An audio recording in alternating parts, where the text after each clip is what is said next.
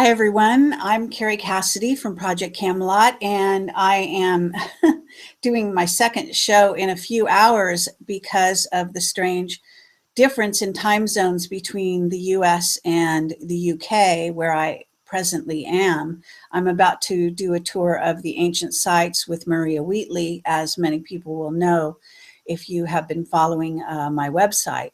So if you're interested in buying tickets to that event, we are selling day tickets at this time.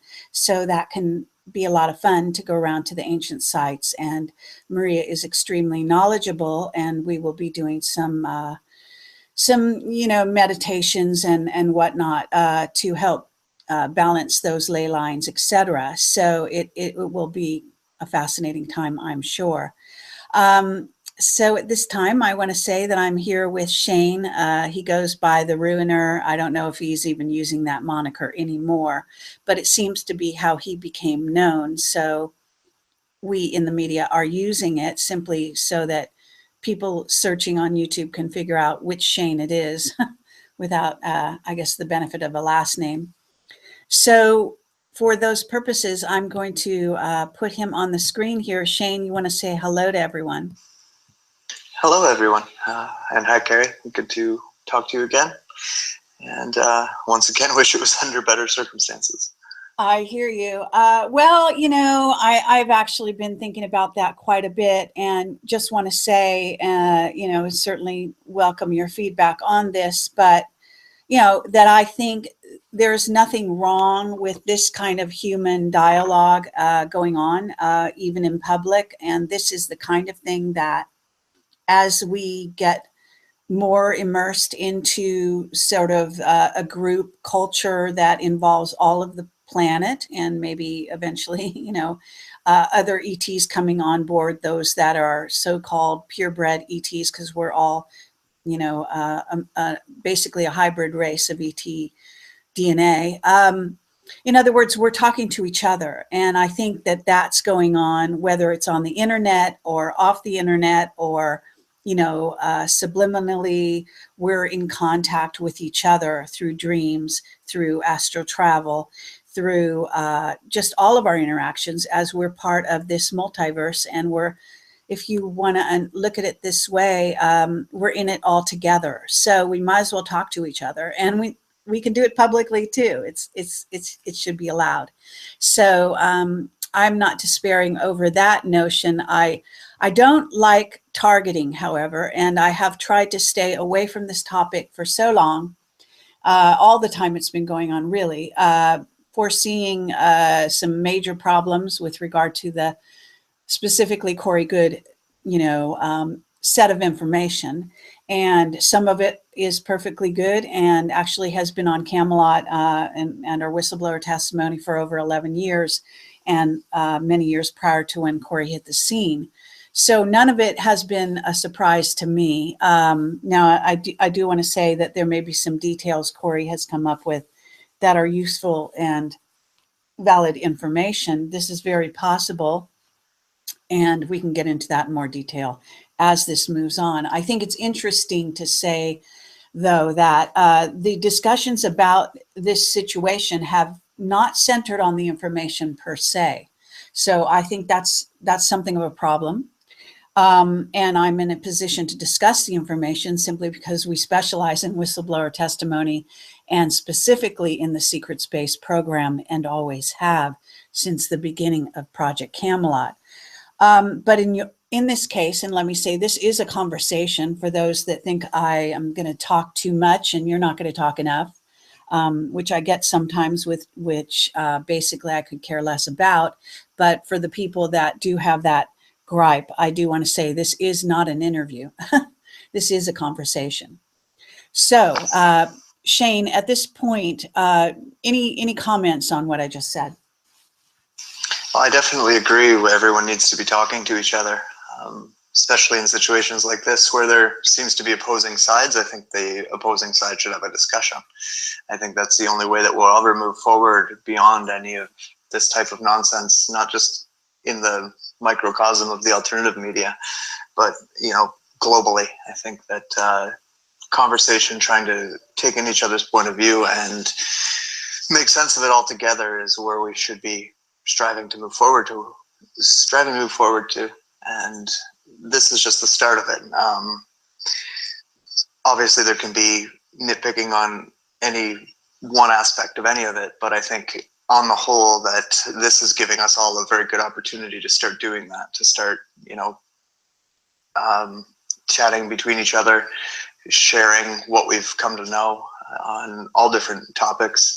And when it comes to situations like this, I mean, the internet has made the world a much smaller place. So the he said, she said games that we were all familiar with in high school kind of tend to blow up in our faces because everything's recorded. Most things are in texts. There's no real room for that type of dynamic in this community anymore. So I think that putting that all together, I agree with you in regards to, say, the testimony of Corey and there being a lot of things in there that are valid and are useful. And I think what it all boils down to is exactly what you said, that a lot of that stuff has been on Camelot for the last 11, 12 years, right? So it's not a lot of new. I think a lot of people are calling into question the way that it's being packaged and put forward more than the information itself, which I think is why the dialogue is what it is about it. Fair enough. Now, I do want to say that actually there's kind of two parts of the Corey Goode information, which one has to do with what it seems to be his interactions with off-planet beings. And then there was the original information, even more original. And I do want to, I know people have been writing to me in droves, actually, asking me to explain, my role in all of this. And I just listened to the Randy Maugans, I'm not sure how to say his last name. Randy Maugans, Off Planet Radio. His interview with Christine, and she got several things wrong. And so it's very important that I set the record straight, since it has to do with me, right? So I will take this opportunity to do that. And originally, just so people know, Bill, this kind of, I guess to put a history in place, the most recent rendition of this kind of dialogue about what is centered around Corey Goode, but actually should extend to the whole sector and even beyond that, because I don't see such a difference in the mainstream media either when there are major disagreements that go back and forth there. And that's always an interesting dynamic over there. We consider the alternative media to be its own sort of entity, but it's just as guilty of a lot of these sort of transgressions, if you will, lies, innuendo. I'm calling this the Rashomon dynamic for a reason, because we have a lot of people, some of whom are talking about things they know nothing about, some of whom are trying to find out the truth, and some of whom are testifying as to what they know, but they only know their portion. And therefore, sometimes when they speak for others, they are coming at it sort of wrong-ended, and that's dangerous. Being in Camelot, of course, I have some very, I guess you might say, direct exposure to many of the players. So my information is often not secondhand; it's actually firsthand, and that's in a lot of cases to do with a lot of subjects, just by kind of I don't know, because we became I guess you might say a centralization point where with my over 600 video interviews and several years of radio shows, obviously I've sort of done the gamut, and that there are still people that I haven't interviewed, which is always fascinating, and I'm happy to do more. But with that said, I just want to set the stage for people understanding where I come into this and where I actually have nothing to do with it. And then we'll go into sort of your role and where we're going. So just to set the record straight, I was approached by Corey Goode. I did not approach him. I actually hadn't been aware of him at all. And I can't even remember how we got in touch, but at some point, I think I received an email from him, and then I connected him to my Skype. He told me he was someone posting on Avalon, as I found out, he had been posting there since, I believe the year is 2010, if I have my chronology right. So he was on the forum, and he had sort of become part of that group. The forum is large, but it's not that large. And actually, it's what I consider to be quite a clique. In other words, there is within the forum, this doesn't mean everybody, but there's a very select group that are associated with the other founder. Bill Ryan and I started Project Avalon all those years ago, but actually when we split up, I gave him Project Avalon and I took Camelot, is how it worked out. And there was a reason for all of that, and I'm not going to go into that whole history, but maybe someday I can, and I'm writing a book right now, so maybe it'll all make sense. But I want to say that, so what happened was there was a clique on Project Avalon, and certain members got to know the other members, both on the forum, and then they started to socialize off the forum. And some of them saw each other, would go off and discuss things on Skype. And I have no idea whether, when they met each other in person and when they didn't. And Simon Parks was originally part of that group. And there are others, and there are some that are still there. And I don't even know if you were there, but lots of people have come and gone from that interaction and the forum. And I have always been a member because I was a founding member and because of my relationship with Bill Ryan. And I have really not been involved, and I actually never go there. Except once in a while, somebody will write to me and tell me either I'm talked about or there's something they really want to know about. And then I will go on to the forum and try to answer their question, and, in a very circumspect way. And when I do that, normally I post it on my own website so that my own audience will be party to whatever I have said on Avalon. So that's kind of what goes on. So enter Corey Goode. He contacted me, and what he said initially to me was, that he was being interviewed by what was in essence Bill Ryan and Christine, who I think were married at the time, but basically Christine had done the interview and that Bill was editing it or whatever. And that there was some problem because there were some things Bill didn't want to include that had to do with Nazis. Now, I don't know if this is true or not. I only know what I was told by him back in those days. And so when he came to me and he said that, and then he said, and I'm going to be interviewed by David Wilcock. So, and he also then sent me some posts on the Skype. And I think he also emailed me some posts. And so I gathered, he sent, the Avalon posts and copied them to me. And since I hadn't read them, I read them. And I'm always cordial to people that I'm in potential talks to decide if I want to interview them. But because, as I do with people that come to me, I tend to be a bit suspicious, and I am very, you might say, standoffish even. And that's purposeful after 11 years of being in this world. And when Corey contacted me, I think it was in November of 2014, but I'm not great on dates, but I think that's when it was. And anyway, I'd have to go over my records. And I think actually I blocked him from my Skype eventually, so I lost all the records. But they're out there, and he's made copies. He sent them to YouTube and so on and so forth. So what happened was he asked me if I would interview him because of what was going on with Bill Ryan and the slowness with which the interview was going out. And then again, sort of prompting me, trying to say that David Wilcock was going to interview him, and so wasn't I interested. And actually, he used in his post on Avalon the name Dr. Richard Boylan as a reference, and he also did with me. And unbeknownst to him, I actually don't have a good opinion of Dr. Richard Boylan and his work. I am highly suspicious of it. And that doesn't mean that there's not some good stuff there. And it's been many years since I had any exposure to his work. I haven't followed his career. So maybe, he's a great guy now. I don't know.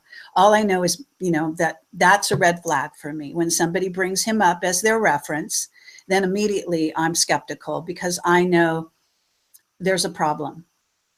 And that's all I'm going to say about that. I'm not going to, go into, because I'm not interested in bashing people. I just want people to understand my state of mind with regard to Corey and why I had that particular state of mind. So, but I am a fair person. And even though he used a reference of somebody that is a red flag for me, and he also said he was going to be interviewed by David. And this is another thing. If you come to me and say, David Wilcock is interviewing you and you want me to do the same, actually, I don't want to do it. And that's right out the gate. And I've always been like that. Why is that? Because I am actually not interested so much in interviewing people that have already been interviewed by other people, number one. Number two, David Wilcock and I are very prominent members of this sort of group, this alternative sector that heads up what you might say is an investigation into the secret space program. And he's a friend. So I didn't feel that that was a good calling card, because if David was going to interview him, then David, I make way, let David do it.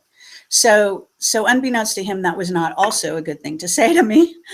So that was all fine and good. And we kind of left it hanging. And at that point, I actually drove up to interview Mark Richards. Strange kind of sequence of events. And so Captain Mark Richards of the Secret Space Program is somebody I have now done 6 interviews with. And I drive up to Vacaville prison. It's not actually called that. It's in Vacaville, but it's got some special name that I don't get right. So I'm just going to refer to that.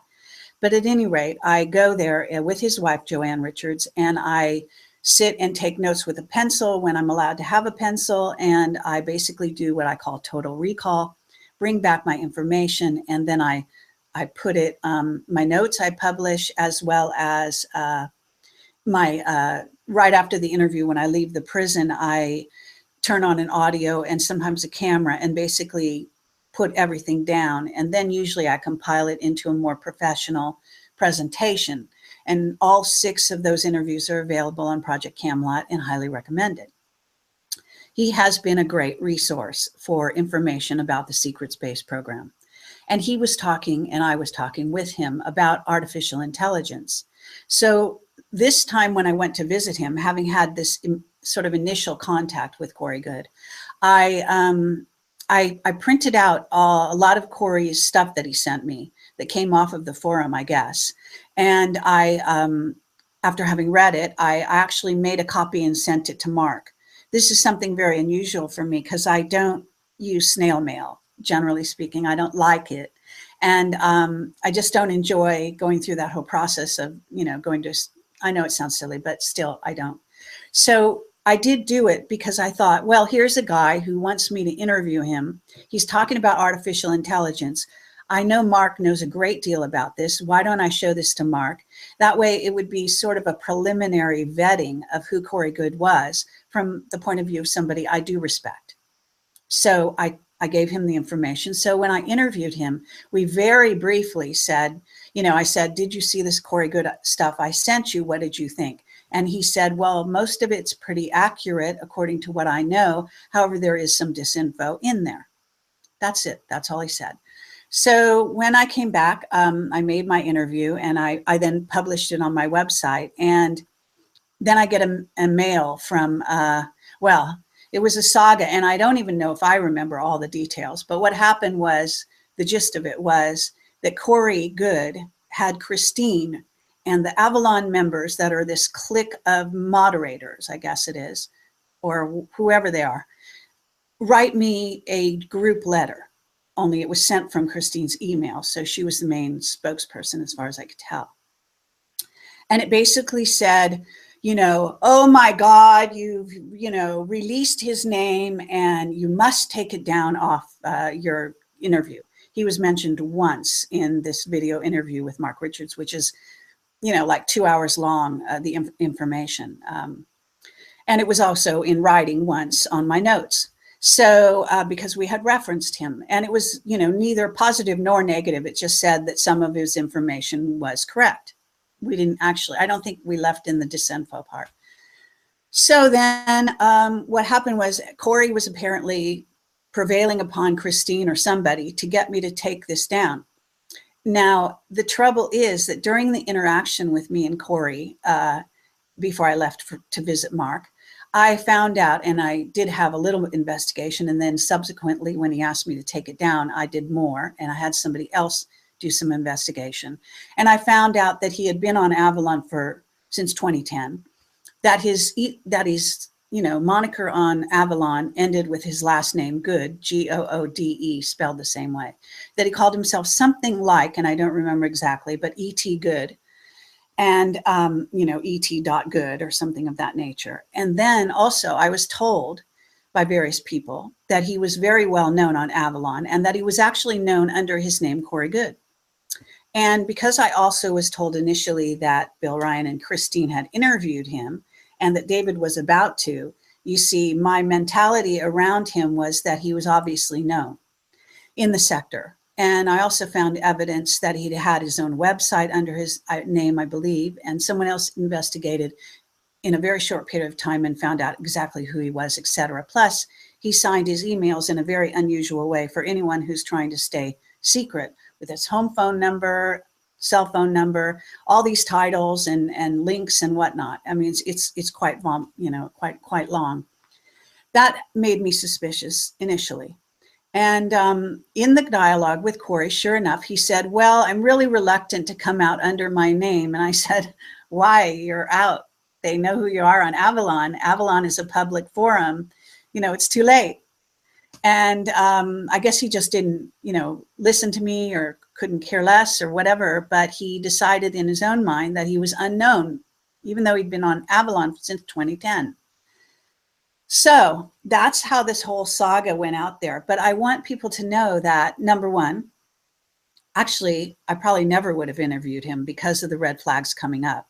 Two, I didn't come to him, he came to me. And three, because David Wilcock was going to interview him, and Bill, as a matter of fact, via Christine, his wife, I wouldn't want to touch him as a whistleblower, basically, because I'm not interested in glomming on to whoever else people are getting. It's just not the way I work. So it's just very, very important that I make that clear to people. And, I don't think there was a bidding war, as some people are saying, very misguidedly, for the Corey Goode information. Actually, it was so tame back then that it actually had nothing new in it, as far as I could tell. It was all about, artificial intelligence that everyone had out there, nothing specifically great or wonderful. There was this thing about, some, I forget what he's called, a colonel or whatever, who was the one who supposedly picked him up and brought him, to Mars or wherever. And all of that actually, even then, struck me as questionable. But let me say that I deal with questionable testimony all the time. So the fact that it was questionable does not make me turn off to it. I have since been less than interested because actually the Blue Avian stuff is highly suspect to me. And I have a reason for thinking that. I know that David is very interested in the raw material. And I know that what is in the raw material, if you study it and if you understand the background on the Ra group and who Ra supposedly is, and also to do with, Horus and all the Egyptian gods, and specifically with the ibis, which has to do with Thoth, then you begin to see where Blue Avian stuff sort of hooks into the raw material, information and Egypt. And where somebody like David, who wants to see all this come true and be true, would be vulnerable to taking this on board. And, I love David and respect him. I do not think he always has the right end of the stick, so to speak, if you want to call it that. He and I will disagree on various things. That's normal. It's not a problem for me. I still consider him a friend. I do not think David is a liar. I don't think he's out there, to solely make money. He certainly wants to survive. He has a very healthy ego. So do I. I think it's important to have a healthy ego. It actually helps you against takeover. So it's an important earthly attribute. But yes, it can get out of hand. And the Gaiam TV, now, let me say, I have had interactions. I've sat in the same room and talked for quite a long time with the head of Gaiam. And I know some of his motivations. He shared them with me. I also have suspicions about some of his other motivations he hasn't shared. And I will say that a lot of the sort of dog and pony show that it ended up to be, the Corey Goode story, has a lot to do with the head of Gaiam, whose name is Yurka. And I may be pronouncing that wrong. Yurka Raisavi.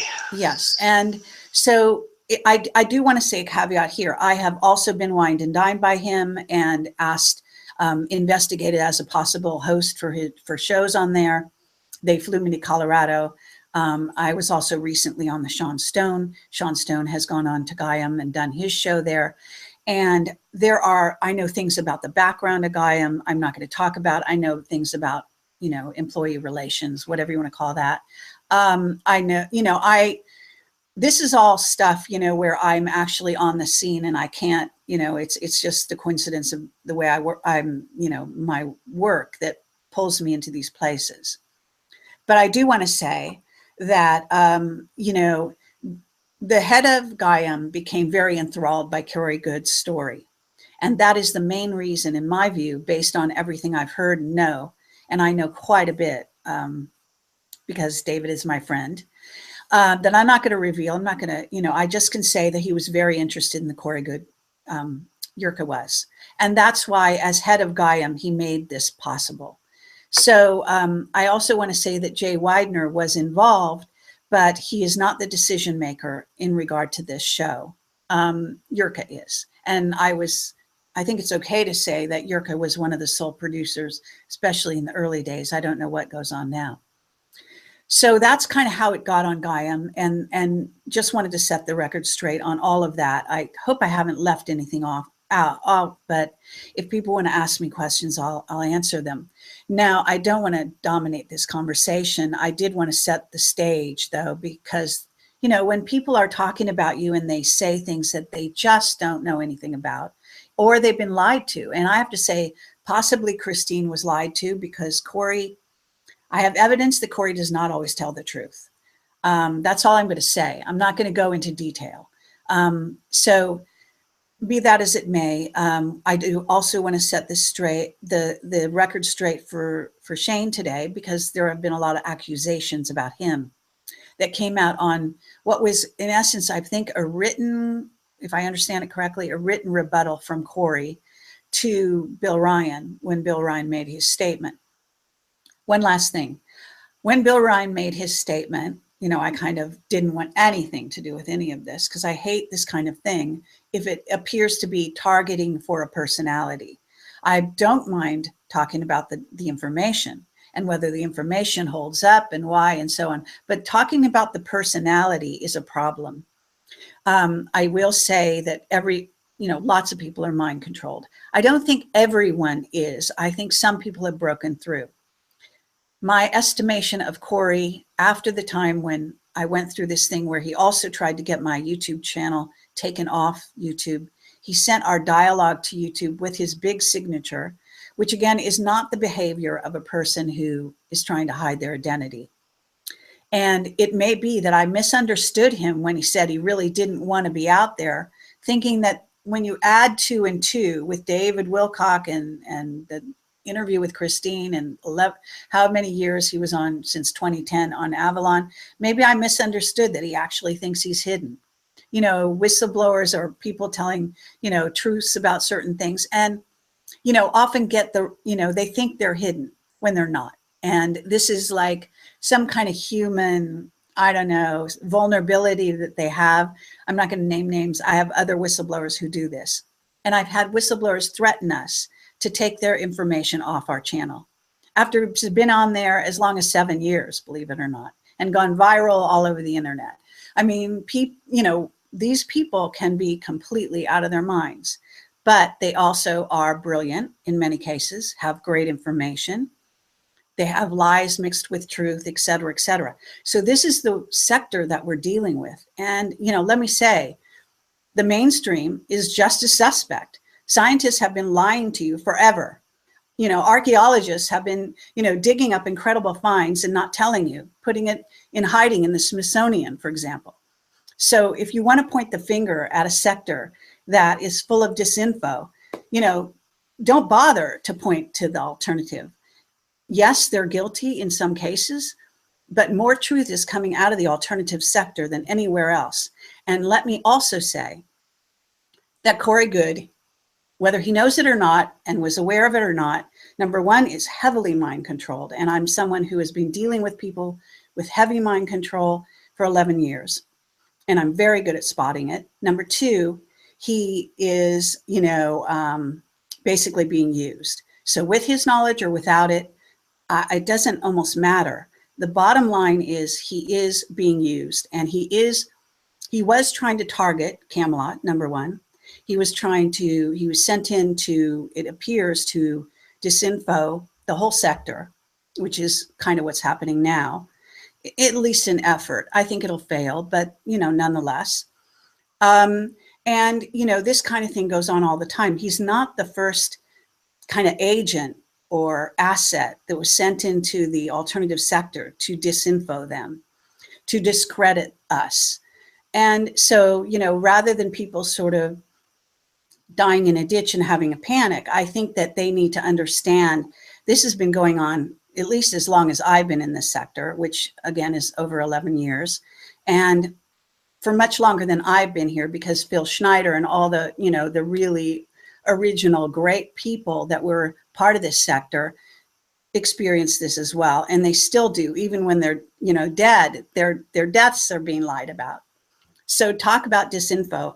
It's huge. And so I just, you know, I know it's a rant, but nonetheless, I have a lot to say about this kind of subject. But it doesn't really have to do with anyone that particularly. It just happened that because of the dynamics that went on, because Corey ended up connected with David and David was connected with Gaiam, that there was a sort of smooth road, you could call it.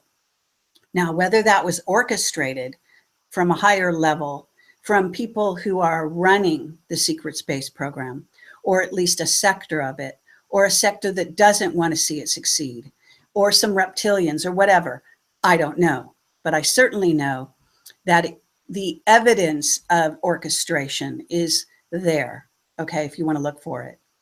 And so I think I've covered most of that. Now, Shane, I'm sorry to have you sit through that. I hope it maybe helped your own understanding to some degree in case there were some details you didn't already know. But can you basically now let's move over to yourself. You can reply to some of the things I said, but I also want you to give yourself an introduction, say how you got into this, if you want to call it a mess or a lovely, you know, enlightening experience or whatever you want to call it. And just, you know, sort of talk about from your point of view, what's going on and why is it that Corey has decided to sort of target you in certain ways? I'll kind of start with how I became involved with it all, and then go back to some of the other things you said about, you know, what may be leading all of this. But I was a member of Avalon for a long time. Had kind of had a little bit of communication with Bill Ryan here and there. Knew a lot of different people on the forum, kind of behind the scenes. I didn't post a lot, but I was a member there for a long time. And I saw Simon come up through there, and I had contacted Simon, and Simon and I spoke back when he first made his arrival to Avalon. And when Corey was first coming out on the forum, he was posting a lot of the information before even the first interview with him was ever done with Christine and Avalon. I had messaged him. Just there was a few things that he had said where he had, especially with some of the cults, the order of their name is particularly important. And there was a couple times where he had gotten that right, and I had taken note of it. So I had started kind of sending him private messages saying hello and letting him know some of my own background and having, you know, some private conversation with him that way, kind of supporting him because at the time I was supportive of him. I early on felt pretty strongly about the things that he was saying. I thought it was either very good research or he was involved somehow. So I was curious and wanted to get to know him. In that time, he had introduced me to David Wilcock as well, and I spent a lot of time talking to David, who I like a lot. I think he's a good person. And from there forward, I guess how I became more directly involved in all of it was that that interview that he had done with Christine ended up being 2 parts, and the second part was a bunch of audio that, at least what I was told from Corey at the time, was that Bill didn't think it could be salvaged, sorry, and was just going to throw it out because the audio quality was too bad. And I knew I could fix it because he sent me a clip of it and showed me what the problem was, and I said I can fix most of that and make it sound good enough that you can put it out. So I did that for him. And through all of that, I kind of watched as Corey and David's relationship developed, because I've never actually had a voice conversation with Corey, but we would text chat on a daily basis, and I was talking to David almost daily for a few months. And so I kind of watched as the story developed, and that gave me a lot of my initial red flags. And then due to my own kind of experiences in life, I did some other checking and kind of realized that it was something I wanted to distance myself from. And so I kind of had, during that time, I had started writing my blog, the Ruiner blog, for a small group of people, not really intending it to ever become a part of this or that at all. And then, because the one that I wrote was about avians, I guess someone searching for blue avians had found it, and it talked about, you know, the mind control programs behind the avian image, and the nonsense that has gone into things like the law of one and whatnot, that all are part of mind control for what people refer to as a secret space program. And so that was kind of picked up. I believe you reposted it. A couple other researchers had reposted it as kind of more evidence, if you will, for the red flags that people were already feeling, was that this sounded really familiar and reminiscent of other programs that we were already aware of. So from there, I guess, when the blog first got discovered and was first posted, Corey and I were still talking, and he didn't know that I had written the blog, and he was actually like messaging me about the blog being posted, being like, see, here's another example of it being an attack on me, and kind of almost looking for me for sympathy in it, and blaming it on 2 other people that allegedly he believed had written the blog. And then when he found out, well, he even went so far as to say that he had checked with, you know, his 3-letter organization contacts to verify that it was these 2 other people and not myself who wrote the blog. And then eventually it came out that it was me, and he was very quick to post my full name and the bands that I'm in and other information about myself, which was rather ironic considering his accusations or anger towards you and his name being used. He was the first person to take my name and start putting it all over the place, even though lots of people knew who I was and that I had written that and had not done so. So from there, he started using me as this kind of shadow figure, Illuminati disinformation agent who was sent out to discredit him and the Blue Avians, and how I was going to lead an orchestrated attack against him. And all of this nonsense was going on to his original blog, kind of blasting me and whatnot. And I guess because of all of that, people started asking me about it and reaching out to me to talk about it. And I had conversations with people about it, obviously, and I'm open and honest about my involvement and why I believe what I believe. And a lot of the time, like, if it's my opinion and people ask what I'm basing my opinion on, even if it's not something that I can verify for them, I will tell them. And in one case, it happened with you, it happened with Bill Ryan, in both my personal discussions with you both, when asked why I didn't believe his story or why I believe that him and his wife made it up, is that I was shown a video of him doing exactly that. Him and his wife sitting there drawing comparisons to the raw material and how David Wilcock would get on board with it because of that, and putting it into for that reason. Now that's just where I'd form my own opinion from, and I would be lying if I didn't say that that was why. And it would be dishonest of me to say that, or unfair of me to say that you should not believe him because I saw that when I can't show it to you. So that's just my opinion. It's a kind of throwaway data point. But when it came back around this time, that was kind of another point that was used, was my having said that. And that's where Corey is this time around, this circus, bringing me back into it, saying that I've been discredited, that I've admitted to lying about it, blah, blah, blah, blah, blah, all of which is not true. And that if I'm going to either put up or shut up with the video. And I agree with him on that. It is like, there is no video, so it is like a data point that shouldn't be being brought up again. It is a put up or shut up situation, and I don't have it to give to anyone, so there's no way that that's ever going to be shown. You can pretty much just throw it away at that. And so that's all I really tried to say to Corey. I responded right to the Stillness in the Storm blog saying, if you believe that I'm discredited because of the things that I've said, kind of go against what you believe, then here's a bunch of examples of you doing the same. And I never said that I had that video and was going to release it to the public. I said that I saw it, and my opinion is based on it because that is the truth. And that's pretty much where my involvement with it really ends. He likes to play this game where I've talked to you and everyone else behind the scenes and made you all believe that for whatever reason that you shouldn't trust him, which I've never done. And that's pretty much it. So all I can really do at this point is reiterate that Corey, I've got no reason to try and discredit you. I've got nothing really against you. I don't care other than you keep bringing my name into it. So yeah, I guess that's about that. And in terms of why it's being pushed and the agendas behind it, I don't know that that actually comes from Corey or him being mind controlled or any of that, to be honest with you. I think that someone else has taken advantage of the fact that he's a willing pawn in all of that. And I think that it might be the person who's most excited about his story and pushing it the furthest who may be the person who should fall under the microscope for that. Again, that's just opinion. I don't know the man. I can't claim to have any kind of insider knowledge that is exactly what's happened.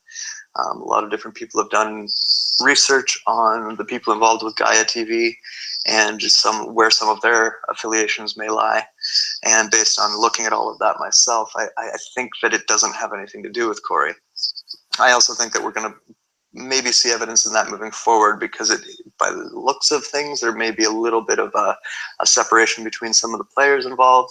And I think a lot of these questions will start to come to light. And that's why it's good that we're talking about it, because there are a lot of red flags and there are a lot of questions and there is some type of motivation here that we can all see. And I think that's why we all have our backs up about it, so to speak.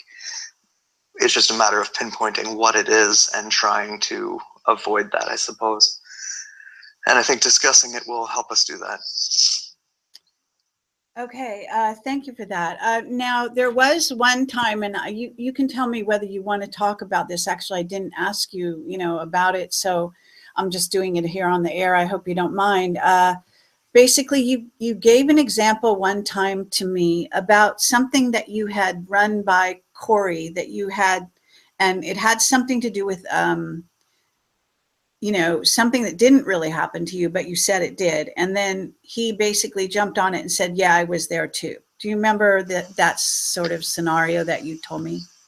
Oh yeah, that was a lot of, once he had kind of come forward with his Blue Avian story to David, because I didn't hear about it from Corey, I heard about it from David. And I immediately just, all my alarm bells went off and I called bullshit on it. And I was kind of playing with Corey, which has also come out the first time this all went around, that I was, playing along with Corey as if I was involved as well. And he was very receptive to that. There's obviously the kind of infamous chat that he posted between the two of us that at the time, he was using to support that I was a disinformation agent, and then later on went to try and spin that as if it meant that I was just a liar, which is kind of funny. He tried to use it in two different ways to support his own agenda. But he posted all of those conversations that we had where I was saying that I was involved with the Sphere Being Alliance as well, and they had done this, and he was, agreeing with me. And it's a very common tactic when you want to catch someone in a lie, is to just play along with them and get them to misspeak. And so that's what I was doing. And I was doing that for my own benefit. It wasn't for the public's benefit or whatever. I wanted to know for myself. And that's where that had come from. And because of all of that, there was some dialogue about money, and he assumed that I was on a payroll and said that he was on the payroll as well. And that's that screenshot that has been associated with all of this. Or if you go back and kind of watch the conversation, my side of it is it's very clear what went on my side of it, and that he jumped to a conclusion and thinking that I was on a payroll along with him. So Yeah, I think that's what you're alluding to, or what your question is about anyways, is I was playing games with Corey at the time, lying to him in order to get him to, or in order to get him to expose his own lie to me. And that wasn't something I was doing so that I could come out in the public or come on Project Camelot and tell everyone that I was doing that. That was just something I was doing because I wanted to know for myself, because I did not believe him.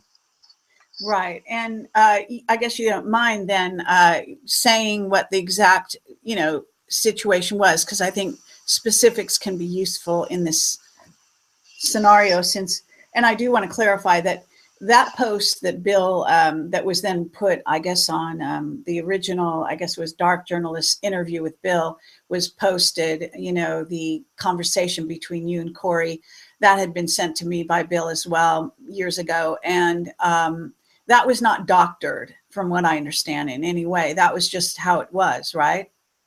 Yeah, I mean, like, Corey had shared it with many people before I ever shared it. So, and what people draw attention to is there's an edit symbol on that, but it's an edit that he did on his end at the time that he posted. It was just a typo that he corrected, like, within a minute or two of having sent it to me. Nothing inconspicuous there. I don't know how to use Photoshop, so I wouldn't be able to Photoshop something like that. And I mean, there's lots of evidence, because he put it out long before I ever did, that shows that it's not edited in any way. If it was edited by anyone, it was edited by him, because he put out the original. Other than that, I don't really know what to say. The specifics of what we were playing along with had to do with my interactions with the giants and stasis beings, and his claiming to know what was going on with that and whatnot. So I kind of used that as the specific thing to tell him that I was involved with the same people. Well, as I recall, you said you had a meeting last night. You had a dream, vision, or whatever experience the night before, and that you were part of a meeting that was off planet, if I understand it correctly. That was, and he was there too. Yeah, and he was there there too. There were several situations like that. Yeah, and then he said, "Oh yeah, I know all about it. I was there." And well, that's it, and that was part of the, when I say that it was a game, that's exactly how the game works. Is I say something like that, like, "Oh, I was at this meeting last night. This happened," and he's like, "Oh yeah, I know all of that because I was there too." Meanwhile, I know full well I wasn't at any meeting last night. None of that happened. So therefore, I know that if he's saying, "Oh yeah, I was there too," and then he's running to David and is becoming part of David's next vlog, then I know that it's a lie, because I made it up. Right? And that's how that went. Yeah, and it's interesting how that kind of goes and so on. So what happens with that is that there seems to be, when people are mind controlled to a large extent, especially through trauma, they have alters. So you're not always dealing with the same person, and that person may actually not know what the other part of themselves is doing at any given time. And this can account for where a person who will actually, one part of Corey may be lying, the other part doesn't know he's lying and is actually trying to tell the truth. And so, and is a well-meaning guy. So, and in his experiences and whatever trauma went on, as a child, et cetera, we don't know. Now, this kind of thing is going on, though, with a lot of whistleblowers and a lot of, especially what we call super soldiers. Not all whistleblowers, obviously, are super soldiers. So there's a dynamic there that, is worth being aware of. And, this is also not to say that there isn't a person who is trying to convey something that they believe in. There's other people out there that I don't believe, some of whom I interview and some of whom I do not, who are telling stories that they fully and completely believe. They may not have been picked up by David Wilcock and Gaiam, but nonetheless, they're out there and they've been interviewed by me or other people. And sometimes people that I interview are containing some stories that are very good and very valid. And every once in a while, they'll be seeded with information that is wrong. I'm not sure what's going on here, but I can't. sorry. We were also told by Henry Deacon at one point, who's come out under his own name, Arthur Neumann. I was told that he'd given us some disinfo. And I have to say that I was aware that he had, always had suspected he had, but he actually told me that, coming out honestly about it.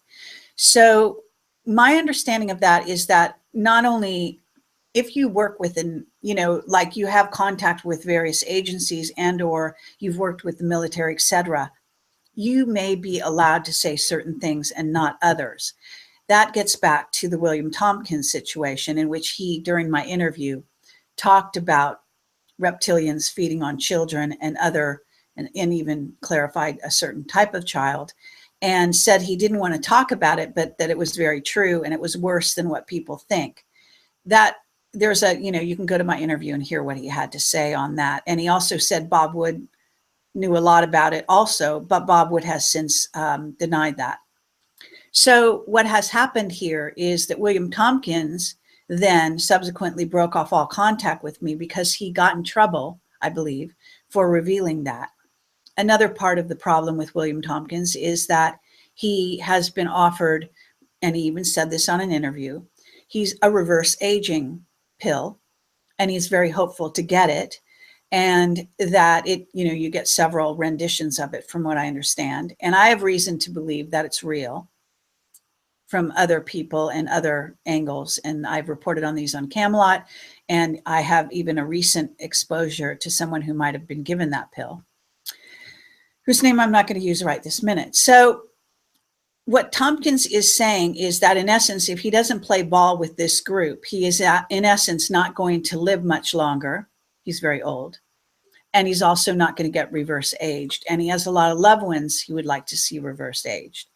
That's what you call spiritual materialism, when you're really obsessed with the body and staying alive in this body, in this sector, unlimited amount of time. Now, there are a lot of Illuminati who that is their aim in life. So that's worth knowing. But it's understandable with an elderly person that this could be a very desirable thing to have. That's also a motivating factor in what's going on here. Now, there is another aspect to this story, which has to do with the fact that was sent to me today, actually, by a certain person, that I guess has been released. And sorry, I forget by who. I'm sure it'll become obvious once I talk about it. But apparently there is a shot, I think it's taken at the Contact of the Desert, which I now find out is produced by none other but than Yurka of Gaiam TV fame, behind the scenes. And I was always wondering why I wasn't invited to speak there. Now I know, because Yurka actually has paid at Camelot compliments, tried to buy our material, and also told me he's glad I'm out there. But at the same time, I know he thinks I'm, a threat.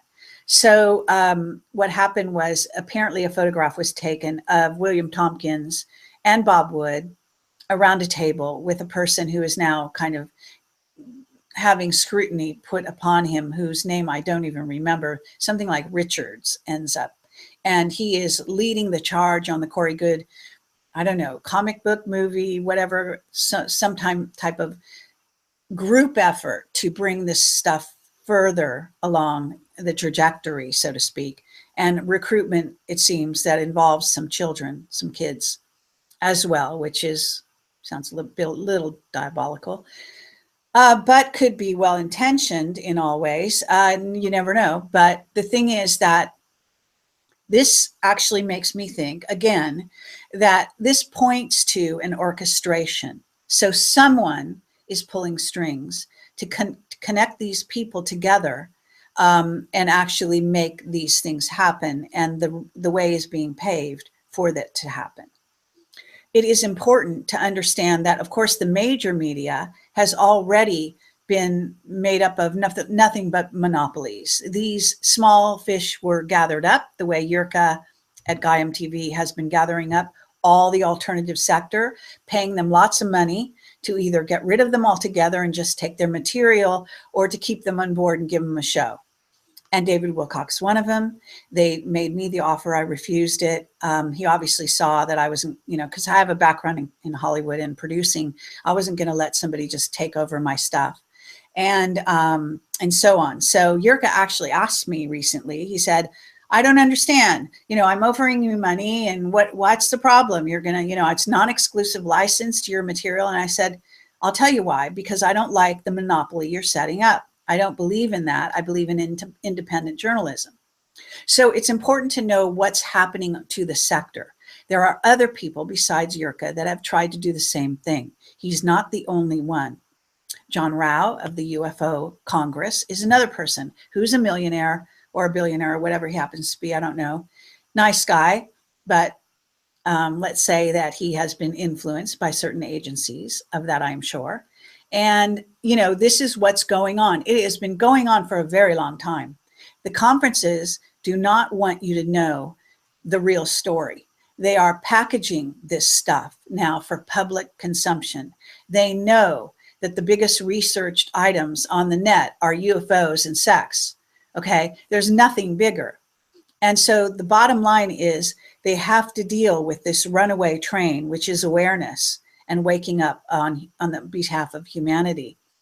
They're trying to do all these kinds of normal tricks that they always do, which is to gather things into a monopoly and then control them the way they control the mainstream news. And so it's understandable. I've just had an offer from somebody else who wants to control a certain portion of the sector. But I also think that person is not open-minded enough to allow anybody or the people out there who want to tell, the truth to speak.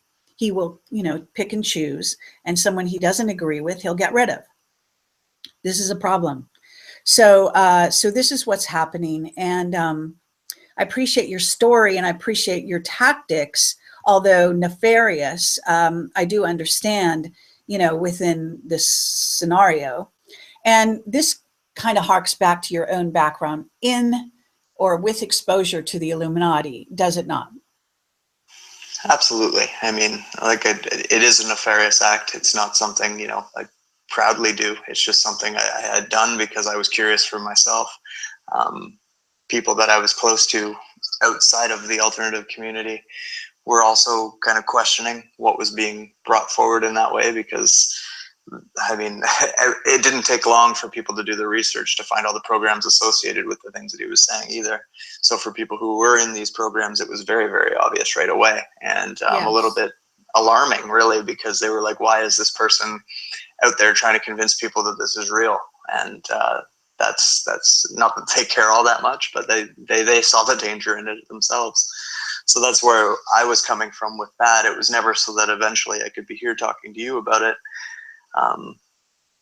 But sure. It was what I did. And I learned, you do learn lots of different ways of getting information out of people. It's like when I say that I'm trained to communicate and then you listen to me kind of stumble on my words and whatnot, that can be a little bit confusing. But one of my kind of gifts is to get other people talking and saying things that they wouldn't otherwise say. And that's one tactic that can be used. There's lots of other things, even at a kind of energetic level, that you can do. And I don't really think a lot of the time, I wouldn't ever want to make someone say something against their will. So don't mistake me in that way. But a lot of times people have things on the surface that they do want to say and can't otherwise feel comfortable saying. And in other cases, people are telling lies. And if you get them talking long enough, you will find those lies. Absolutely. Well, since I'm, such a mainstream alternative interviewer, I can say that I employ my own techniques in order to get a straight testimony from someone. And I often get the same thing where I get people to say things they've never said before. And in some cases, even today, I interviewed two people, David John Oates and his partner in this endeavor of reverse speech, Jay Wilder, and they actually were saying that I got them to think about and say things that they didn't even think, weren't whatever. So what happens is this is something you do, and you get kind of good at. However, you know, it is important that, for example, in Corey's case, if you listen to the Christine interview, you'll see her saga about how she started out believing him, how it caused what it appears to be a breakup of her marriage to Bill Ryan, and then how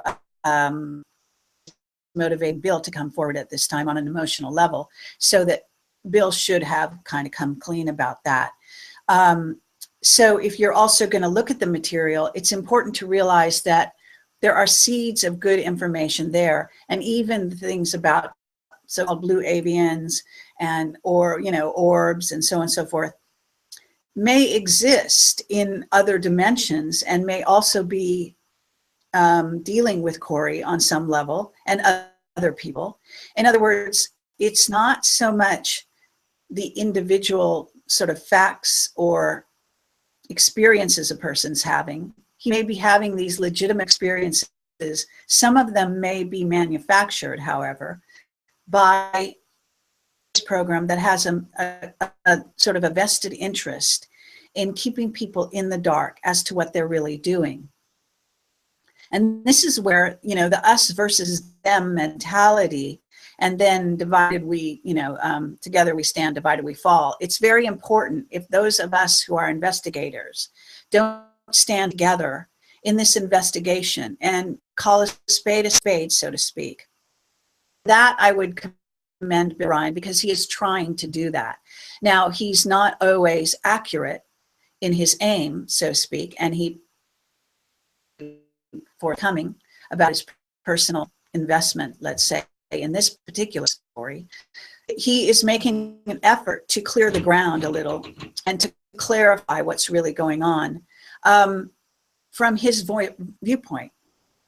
The trouble is he, you know, of course, does know every side. And that's why, again, I call this Rashomon, because I don't know every side. I've just spent time listening to these people out there talking about various sides and noticing that some of them are saying absolute untruths within their testimony, because I know the reality of what really went on with certain of these things.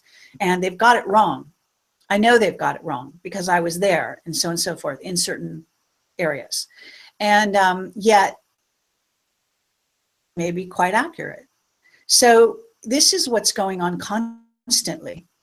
And so I just want to kind of draw people's attention to this. I wanted to clear the ground and state, you know, my own small role in this. You know, I have actually, since the time I had that dealing with Corey Goode, stayed completely away. Although, you know, for disclosure's purposes, I will say that, and I don't remember exactly when this was. I think it might have been a year ago. It might have been half a year ago. I can't remember, because, you know, there's too many things go on in this. There's a lot of moving targets here, trying to keep track of all the investigations I'm doing and the people and so on. But I can say that David did approach me, I think it was a year ago, saying, why don't we do a conference together or something together, you know, and that in which I would interview him and Corey Goode.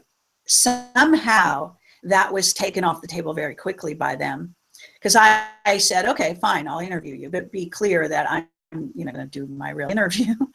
And the other thing was that we were supposed to maybe do a conference together, and then I lined up a bunch of investors, and David said he was too busy. First, he was too busy with his book and a deadline, and then he was too busy with something, getting ready, a presentation for the Contact in the Desert of that year. I don't think it wasn't this year, so it must have been over a year ago.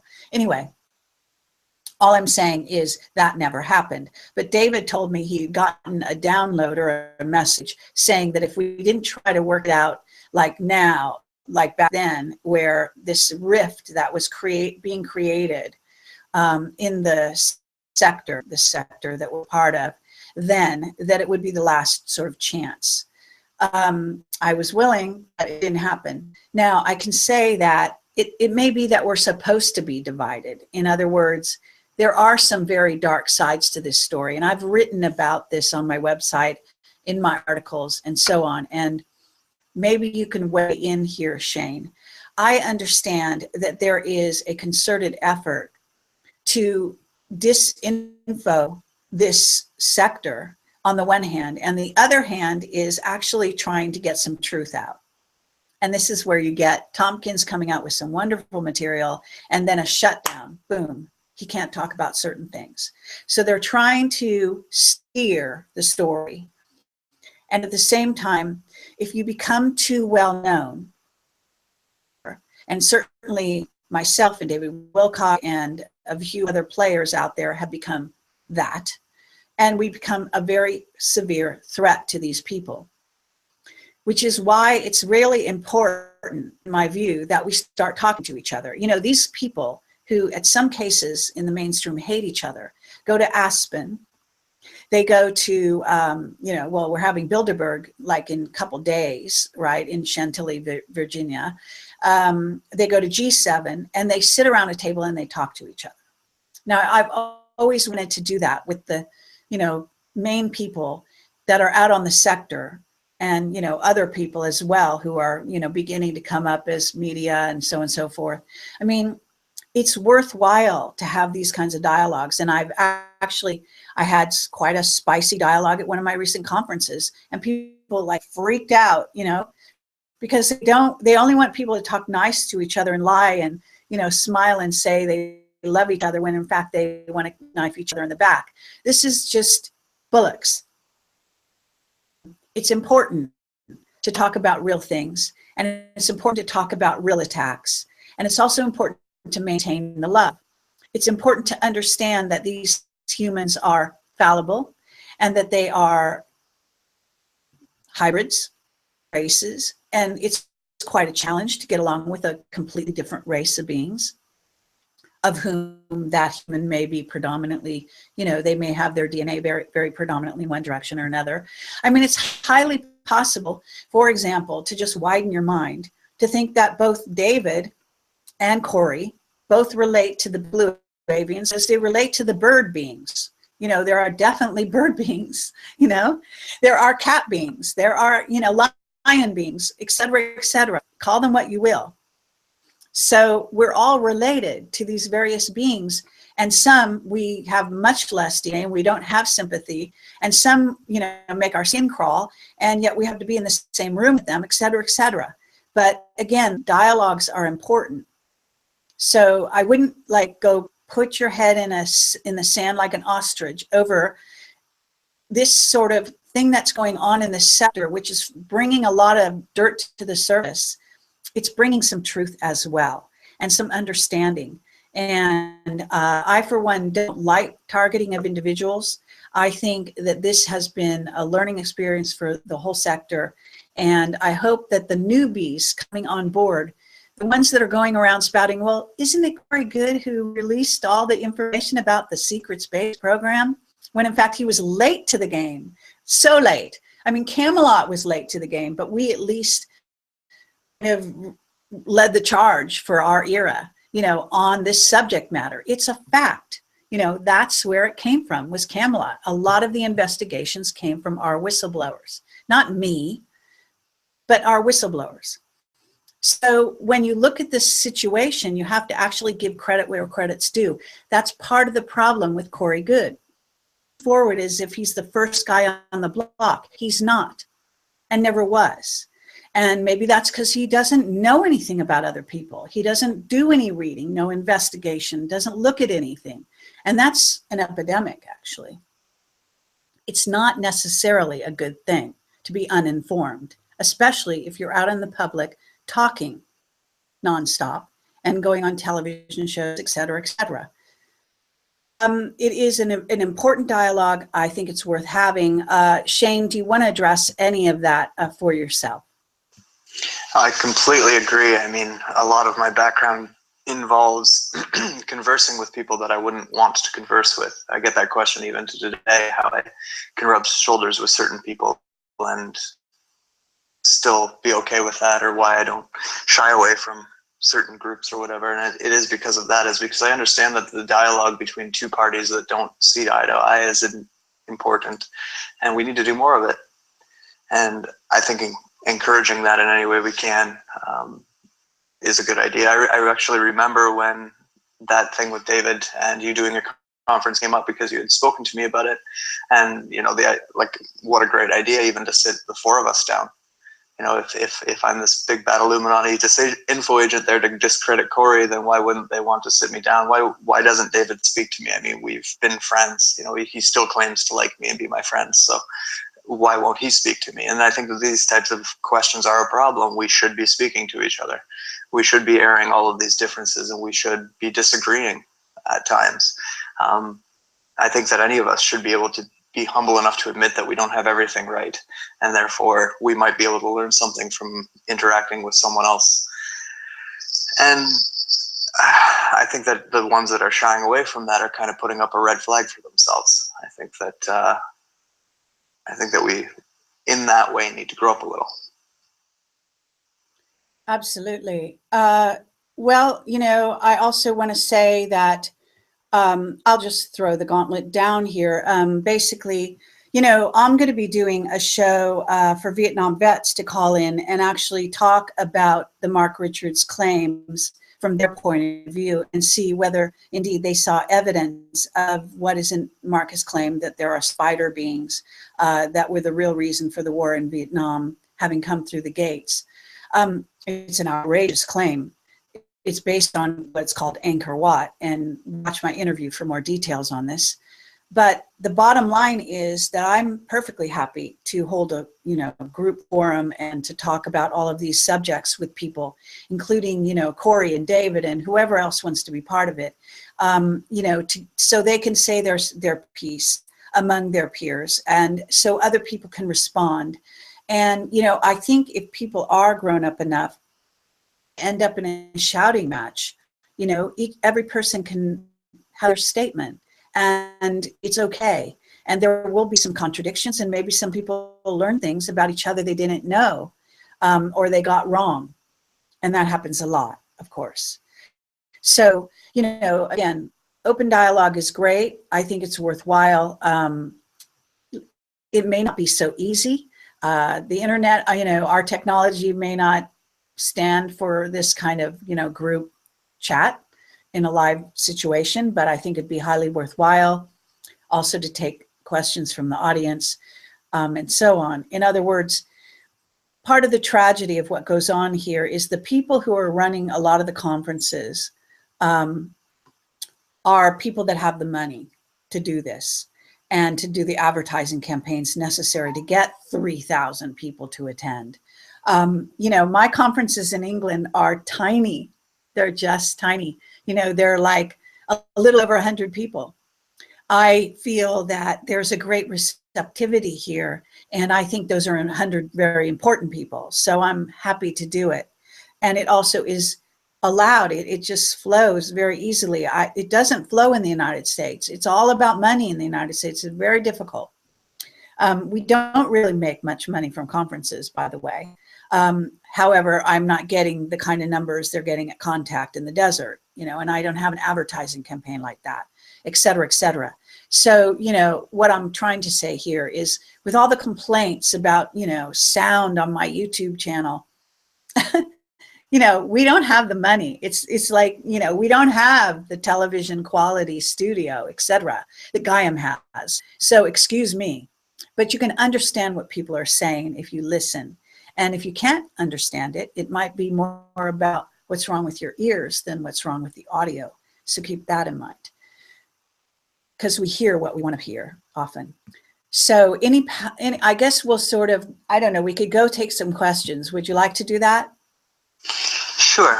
One thing I wanted to touch on before we do that is just that there is definitely, you know, agendas behind what goes on in this alternative media as well. Ones that you've pointed out, as well as just a kind of an overall campaign that's been on for as long as I've been aware of anything having to do with this crowd, is that they want people to look crazy.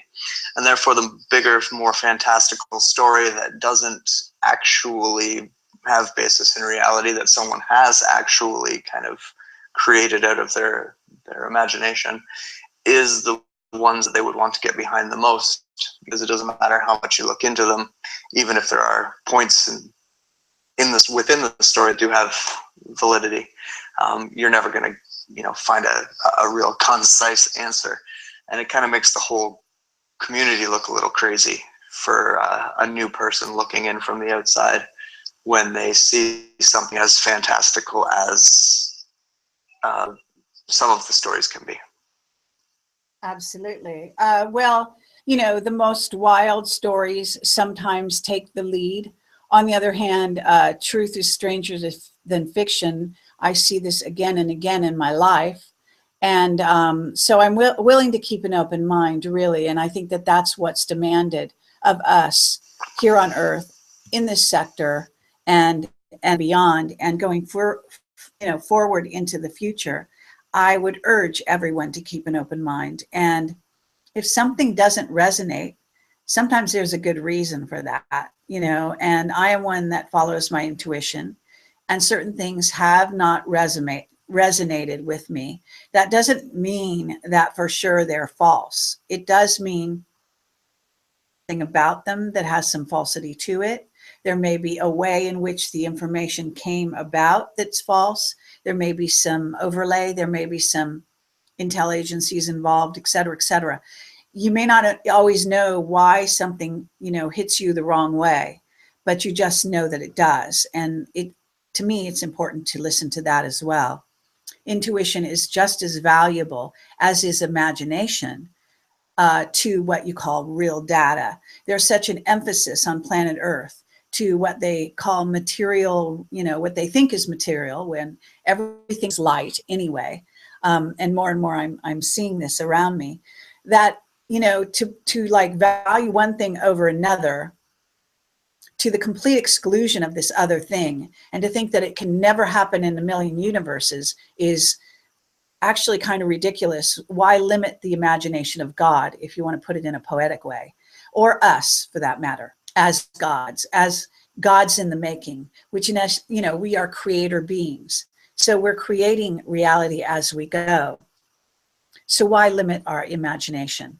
And this is actually telling Corey, and if he does watch this, and David, that in you know, if there's something that has been rubbing us the wrong way in the material, there may be a validity to that, but there also may be some truth behind the scene in another way to some of the material. Again, there are avian beings.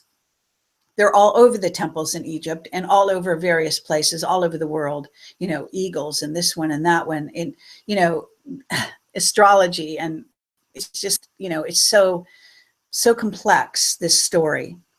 It just behooves us to keep an open mind. So I'm going to go to the chat and look for questions. And in the meanwhile, Shane, you're welcome to say anything that occurs to you. Well, I definitely agree that keeping an open mind is important when looking at all of this stuff. And another thing to keep in mind as well is just, you take, you know, a story, and a lot of the facts of it can be, or the details within it can be accurate. And you can also just kind of look at like where that's been said before.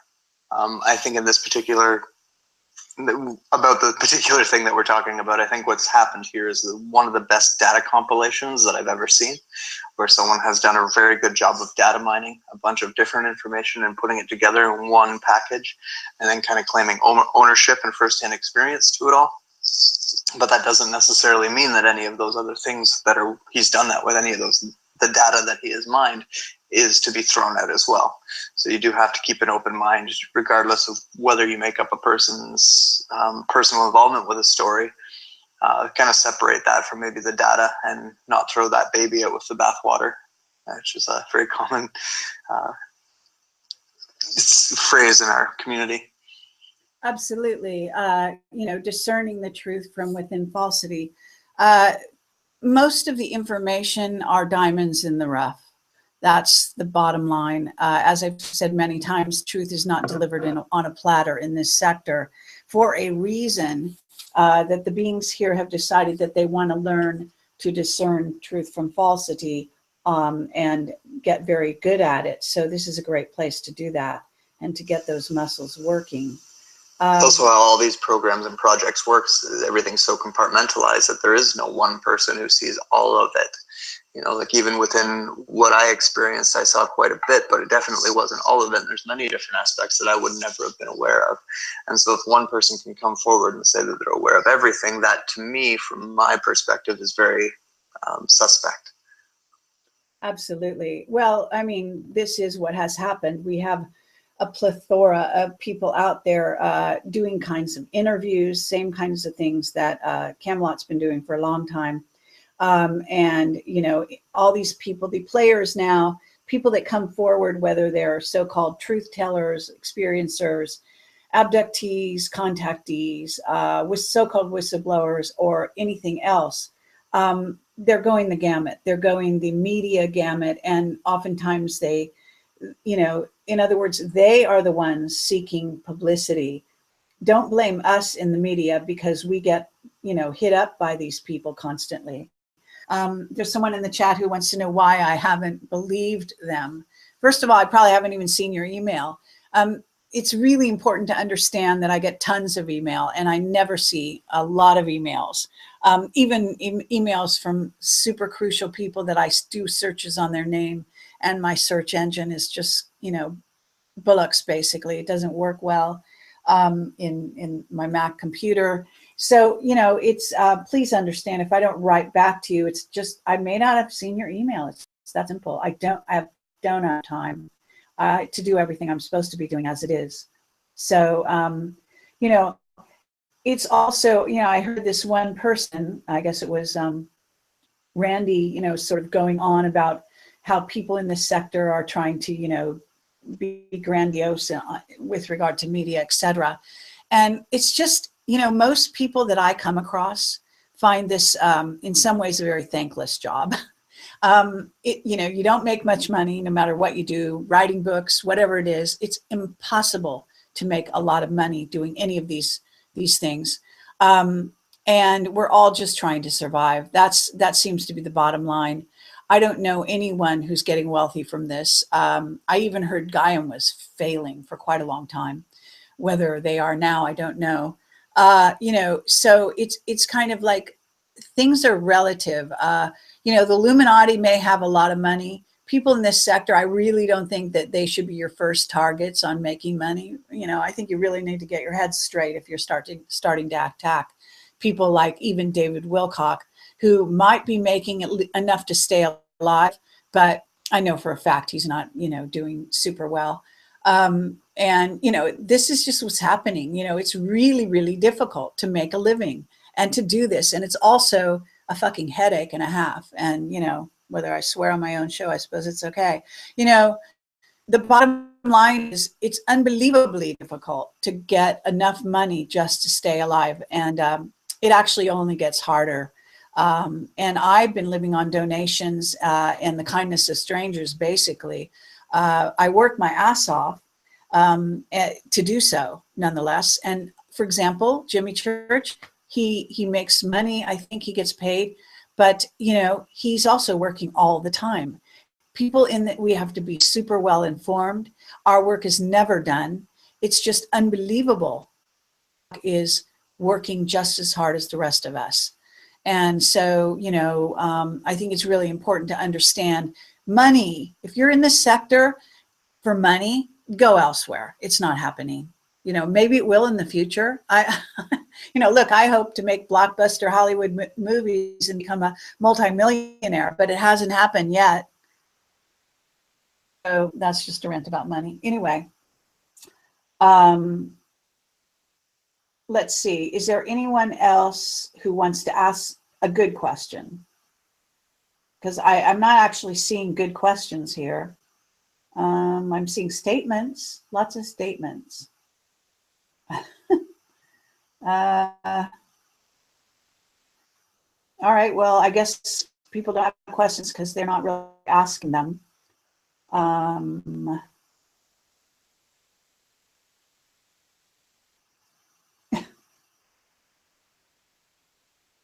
Have you met or witnessed a jumper? Do you want to answer that, Shane? So I have to know what they mean by a jumper. Yeah, I would say the the movie same Jumper, thing. Do you mean something the kind like of people that. that jump off bridges, or do you mean the kind of people that jump timelines that were, they made a movie about? We're all jumpers, in my view. What do you have to say, Shane? Anything? Oh yeah, I mean, it's portaling from place to another isn't uncommon. Happens for various types of reasons and to various people. So I mean, yeah, we've all witnessed that. I think I need a little bit more specific question. Okay. What exactly they want to know. Okay, let's see what else here.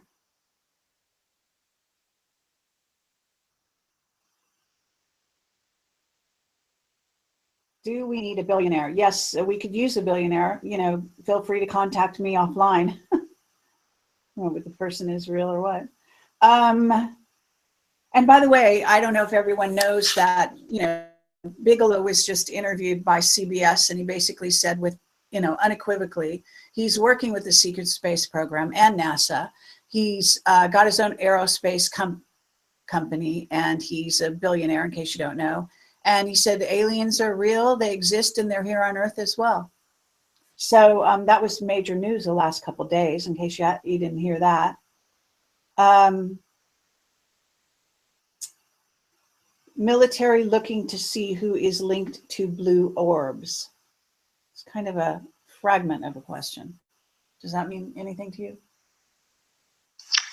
I think that's part of the dynamic of pushing stories like this is to see who else comes forward with it. I've mentioned this before in other talks where kind of part of it is like get people talking, and then like you had said, it's truth out, and there's two sides to that, trying to disclose truth or give truth to the public, or trying to get the truth out of the community in some way, because there's a lot of different organizations that play these games, and not all of them are fully informed on everything that's going on. So just arbitrarily, the CIA may put plans into the alternative media in order to get people talking about a specific subject because they want to learn about it based on our experiences.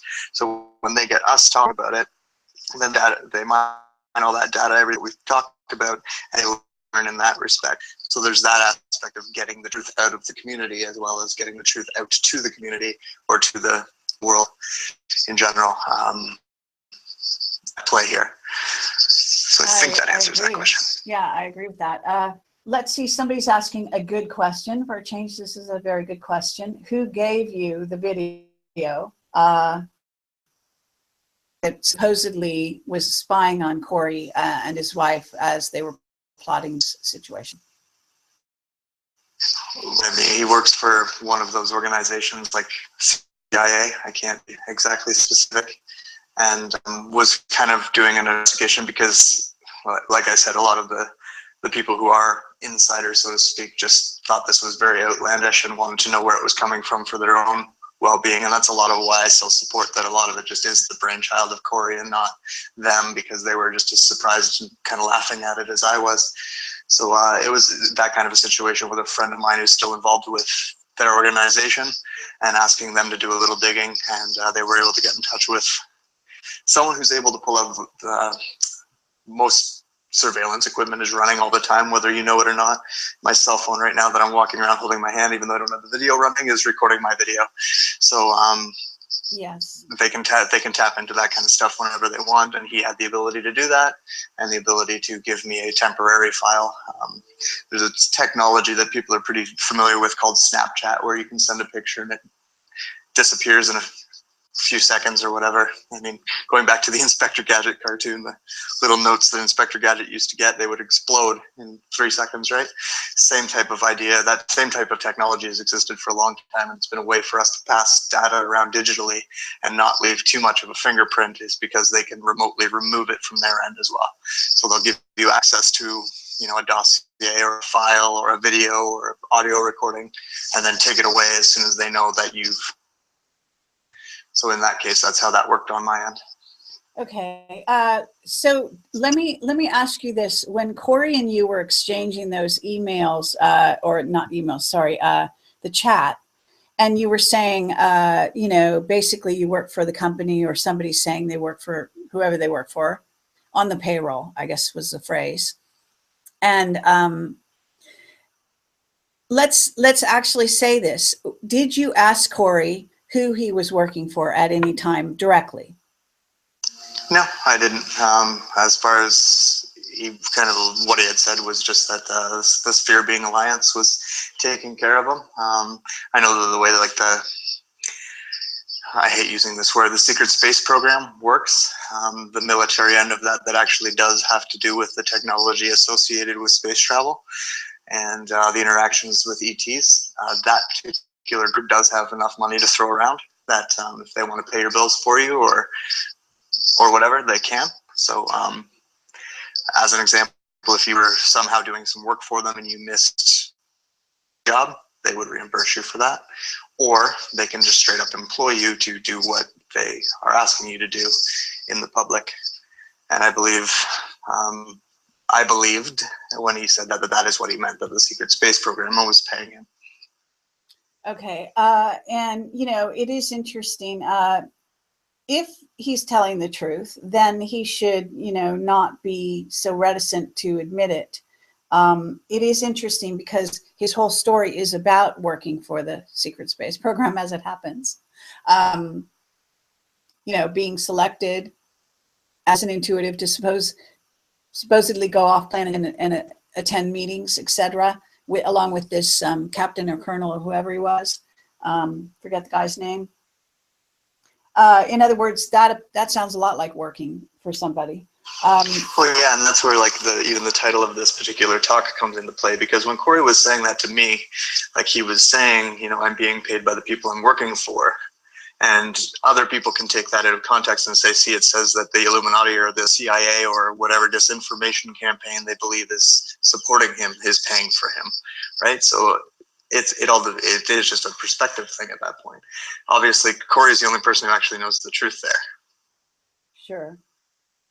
Well, it is interesting. I do want to clarify one thing that I guess it was Bill Ryan said on one point. He said that he felt that Corey was in suddenly, and Christine actually reiterated this, so Kerry must have been in a bad way financially. And that's not unusual for somebody who works for intelligence agencies and or the military for a period of time and then sort of sits by the wayside and waits to get paid and or get another assignment to which they can be paid. They end up to have, you know, be very in dire need of funds. But this appears to have been a much more long-term association. We're talking about mind control that it goes back many, many years. So working for agencies as an asset, knowing or unknowing, this is not something that just happened recently or as of 2013, say, when both Christine and Bill seem to have gotten in touch with him. So I do think it's rather important to kind of clarify that this is going to be a pattern going back many, many years in his life, and who it often happens with whistleblowers that they work for one agency for a time, and then they work for someone else. They may work for the Army for a time and then the Navy. They do get traded around if they're in fact really working for somebody. Now, if it's all a figment of his imagination, that's another matter. The trouble is, it is very hard to tell. And you do need some corroborating testimony to bring validation to his actual, you know, one-on-one, so to speak, experiences. And this is where it's kind of a problem. Now, whether or not, for example, David Wilcock might have gotten some closer look at who Corey indeed was working for or has worked for, or got, you know, paid to go up or, you know, taken up in a ship. Whatever David's access was to vetting his witness, we don't know, or at least I don't know. And so that might be a question worth asking. Now, do you have anything further to add? I'm actually looking for questions and not seeing them here. I know that my own interaction with David after Corey had come forward and after my blog was discovered and the first blow up between him and I had started was that he had told me that someone from the Alliance had given him information that showed that I was weaponizing our conversations, like mine and David's conversations, against him for the cabal, which I know for a fact has never happened, and there's no evidence of that ever happening. But his saying that to me does imply that in some way he's being convinced that this alliance is real, and they're communicating with him in some way. Whether that did come from Corey or not, I can't know. All I know is the way that David said it to me, which was that someone in the alliance had made it clear that basically we weren't supposed to have contact, him and I. Why are these people dictating what humans can and can't do, may I ask? Well, there's a good question. There's a very good question. I don't understand how these people who believe in freedom are just suddenly giving their freedom away to some unseen so-called beings because they're blue. I mean, this is absurd. Giving away your power is a really dangerous thing to do as a human, let me tell you. There's good evidence that that doesn't work out well. Going across history. And that means that all the aliens that we're watching, all the humans, basically destroy, kill, maim, et cetera, all the pogroms and all the sort of Nazi-like elimination games that have been played over the centuries with many races, including the Native Americans, let me say. Nobody stepped in from, heaven to stop these things from happening. So if you think they're going to stop it in the future, you've got another thing coming, I'm afraid. Humans, it's up to us. We need to break this game down. We need to figure it all out, and we need to look out for each other in the process. So let me see. There was one other question here.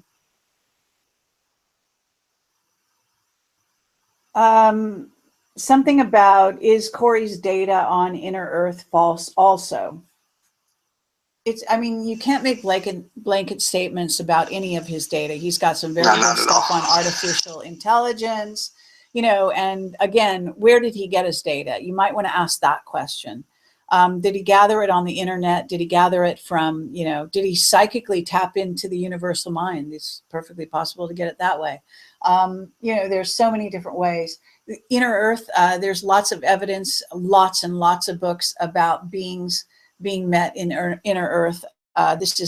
It's rampant, actually. And so there are so many stories to be had. Did he read them? Did he even read one of them? I don't know. But, there's a tremendous amount of information about that out there.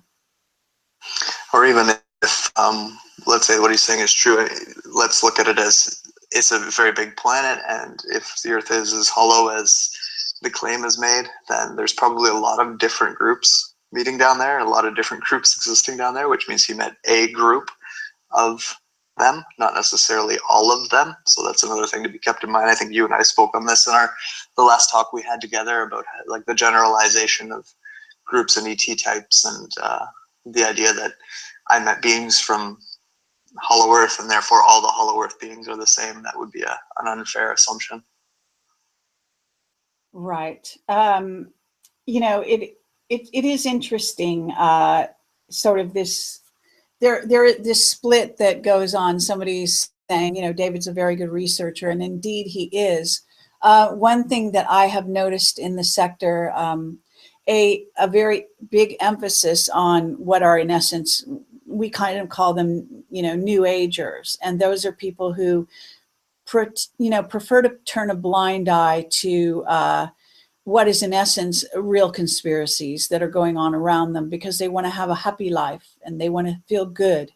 And these are souls that basically have decided to sort of have a certain kind of tunnel vision about what's really going on, in my view. I think yin and yang, seeing both sides, seeing 360 is vital for us as humans. And I do have to say that there is a concerted effort to, in essence, use sort of New Agers who are kind of feel-good types to put out only feel-good material that then will be used to disarm humans, and so that they won't defend themselves, whether individually or as a group, from any kind of invading races, regardless of what type they are. And there is a sort of an invasion scenario going on. It's been going on for centuries and centuries on planet Earth. The fact that we're hybrids is part of that invasion scenario. Some of it's a good thing, and some of it's not. And the frequency fence put in human DNA by the Anunnaki is one of those times when they wanted to dumb down humanity and also shorten their lifespans, apparently. So there's evidence to this effect and lots of information about it going back in time. So when you look at sort of a concerted effort by a certain portion of the secret space program to only put out feel-good information, and then there's another side that actually wants to tell you more or less the truth to the best of their ability, but none of these people can actually talk the whole truth, it seems. Nonetheless, they will tell you the negative things and maybe not talk enough about the positive beings out there and the fact that we're here at all, being testimony to something rather miraculous on behalf of humanity and keeping this experiment here on planet Earth going. So it's a big picture. It's not a one-sided picture, however, and people can be used. Well, this is what we talked about before with this particular Blue Avian-Sphere Being Alliance, is that it's a bit of a hurry up and wait program, or a stand down and wait. It is kind of stopping anyone from taking action or doing anything and just saying, don't worry, you know, all you need to do is raise your vibration and everything will be okay. That's not necessarily true. I mean, and even if it is, we've been hearing that for a long time. We've been trying it. It's not working. So when it comes to material like this, that's another thing to watch out for, is just, you know, what is actionable from it? Is there anything actionable from it? And if there's not, then it definitely doesn't deserve, you know, your money and your attention and everything in such a severe way. Maybe just kind of skim through it, take data points out of it and file it off with everything else. But you really have to look at what the end result of the information is. And if it is just a savior program, like we've talked about before, or if it does somehow disempower you and take the responsibility away from you and place it on someone else, then that's probably a red flag you should take a closer look at. That goes for also any ET abductions experiences in which they say they're going to take care of your president, get rid of him, and they're going to give you whatever you want and peace on earth, etc. Actually, you know, peace is overrated, I'm afraid, at least the kind of peace they're talking about. Humans in this particular sector and the challenges here are actually a lot more fascinating and more interesting to live among. If you think about nothing but so-called peace, a lot of that is just stultifying boredom is what we're really talking about. So I pity the individuals that are just dying for nothing but peace. That doesn't mean I'm an advocate of war, actually, on the contrary. But I do think that, you know, there's a whitewash going on when people use these terms sort of incessantly. I think you have to be very, very careful about what they're really talking about. And then you need to go read Childhood's End by Arthur C. Clarke. And there's a bunch of different dynamics going on here, because you got we have a lot of younger people coming into our alternative community for the first time.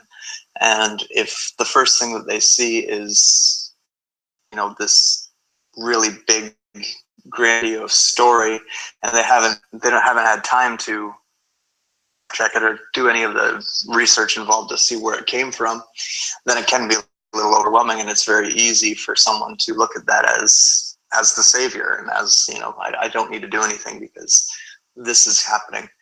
And that's where the responsibility comes on people like myself and yourself to make sure that we paint an even view of things, so that nobody's really kind of resting on laurels and waiting for someone else to come along and clean up their mess.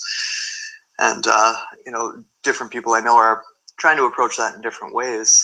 Did a show last night with a man named C.W. Chanter, who thinks that a lot of this stuff is just complete nonsense, and therefore he approaches it from that way, and that's healthy. But I mean, even that kind of conversation, these are all conversations that need to be had.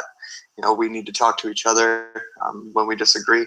We need to talk to each other when we do agree. We need to compare notes, we need to share stories, and we need to try and figure out what's going on, because it's a lot better than just sitting around waiting for, you know, the giants to come around and make their perfect, or the Greys to come around, or the reptilians to come around and say they're sorry and make everything perfect again, or any of these different scenarios that people want to draw. I don't think any of them are going to happen, and it's really not healthy for us to sit around and wait for any of them to happen. Yeah, absolutely.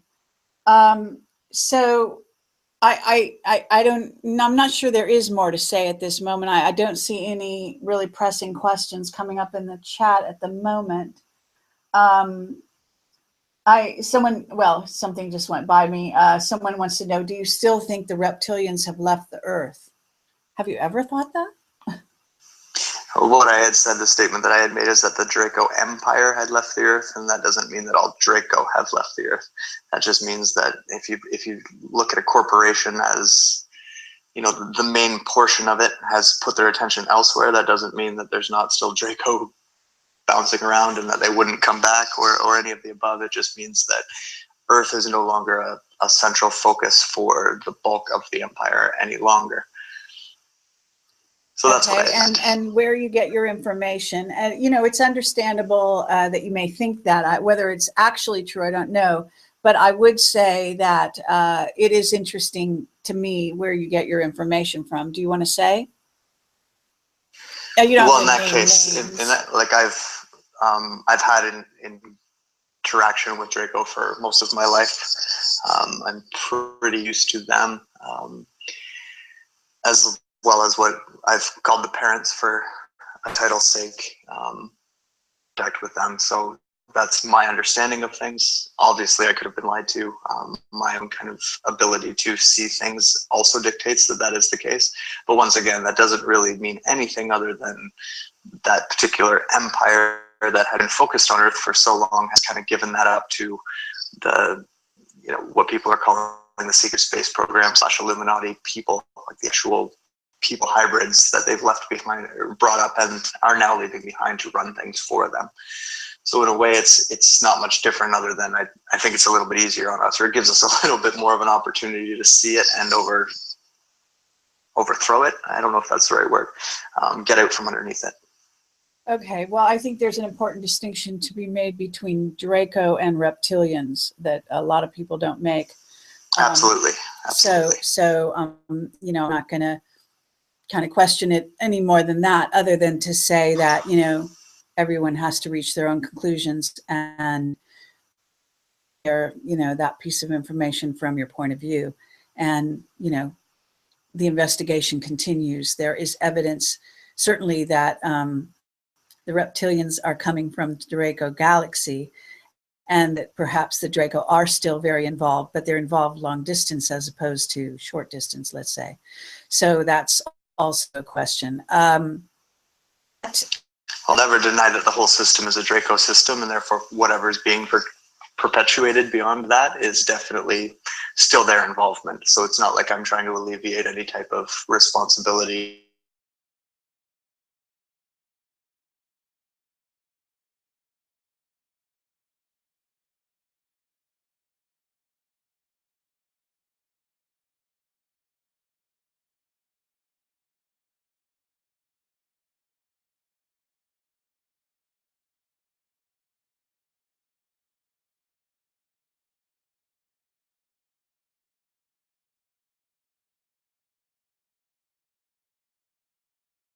In which we were again addressing the Corey Goode situation without trying to name names and get too personal about it. That those were done over the past few years, and so those are there for you to take a look at. Also want to say that I wrote an article, and you're welcome to read the article, sort of talking about what it means when you're a whistleblower and that testimony. I do think whistleblower is a very important term. I think it's worthwhile. I think it has a good definition. And I think it's important to know that it goes beyond corporate whistleblowing. And I think the evidence speaks for itself on the good testimony side of that.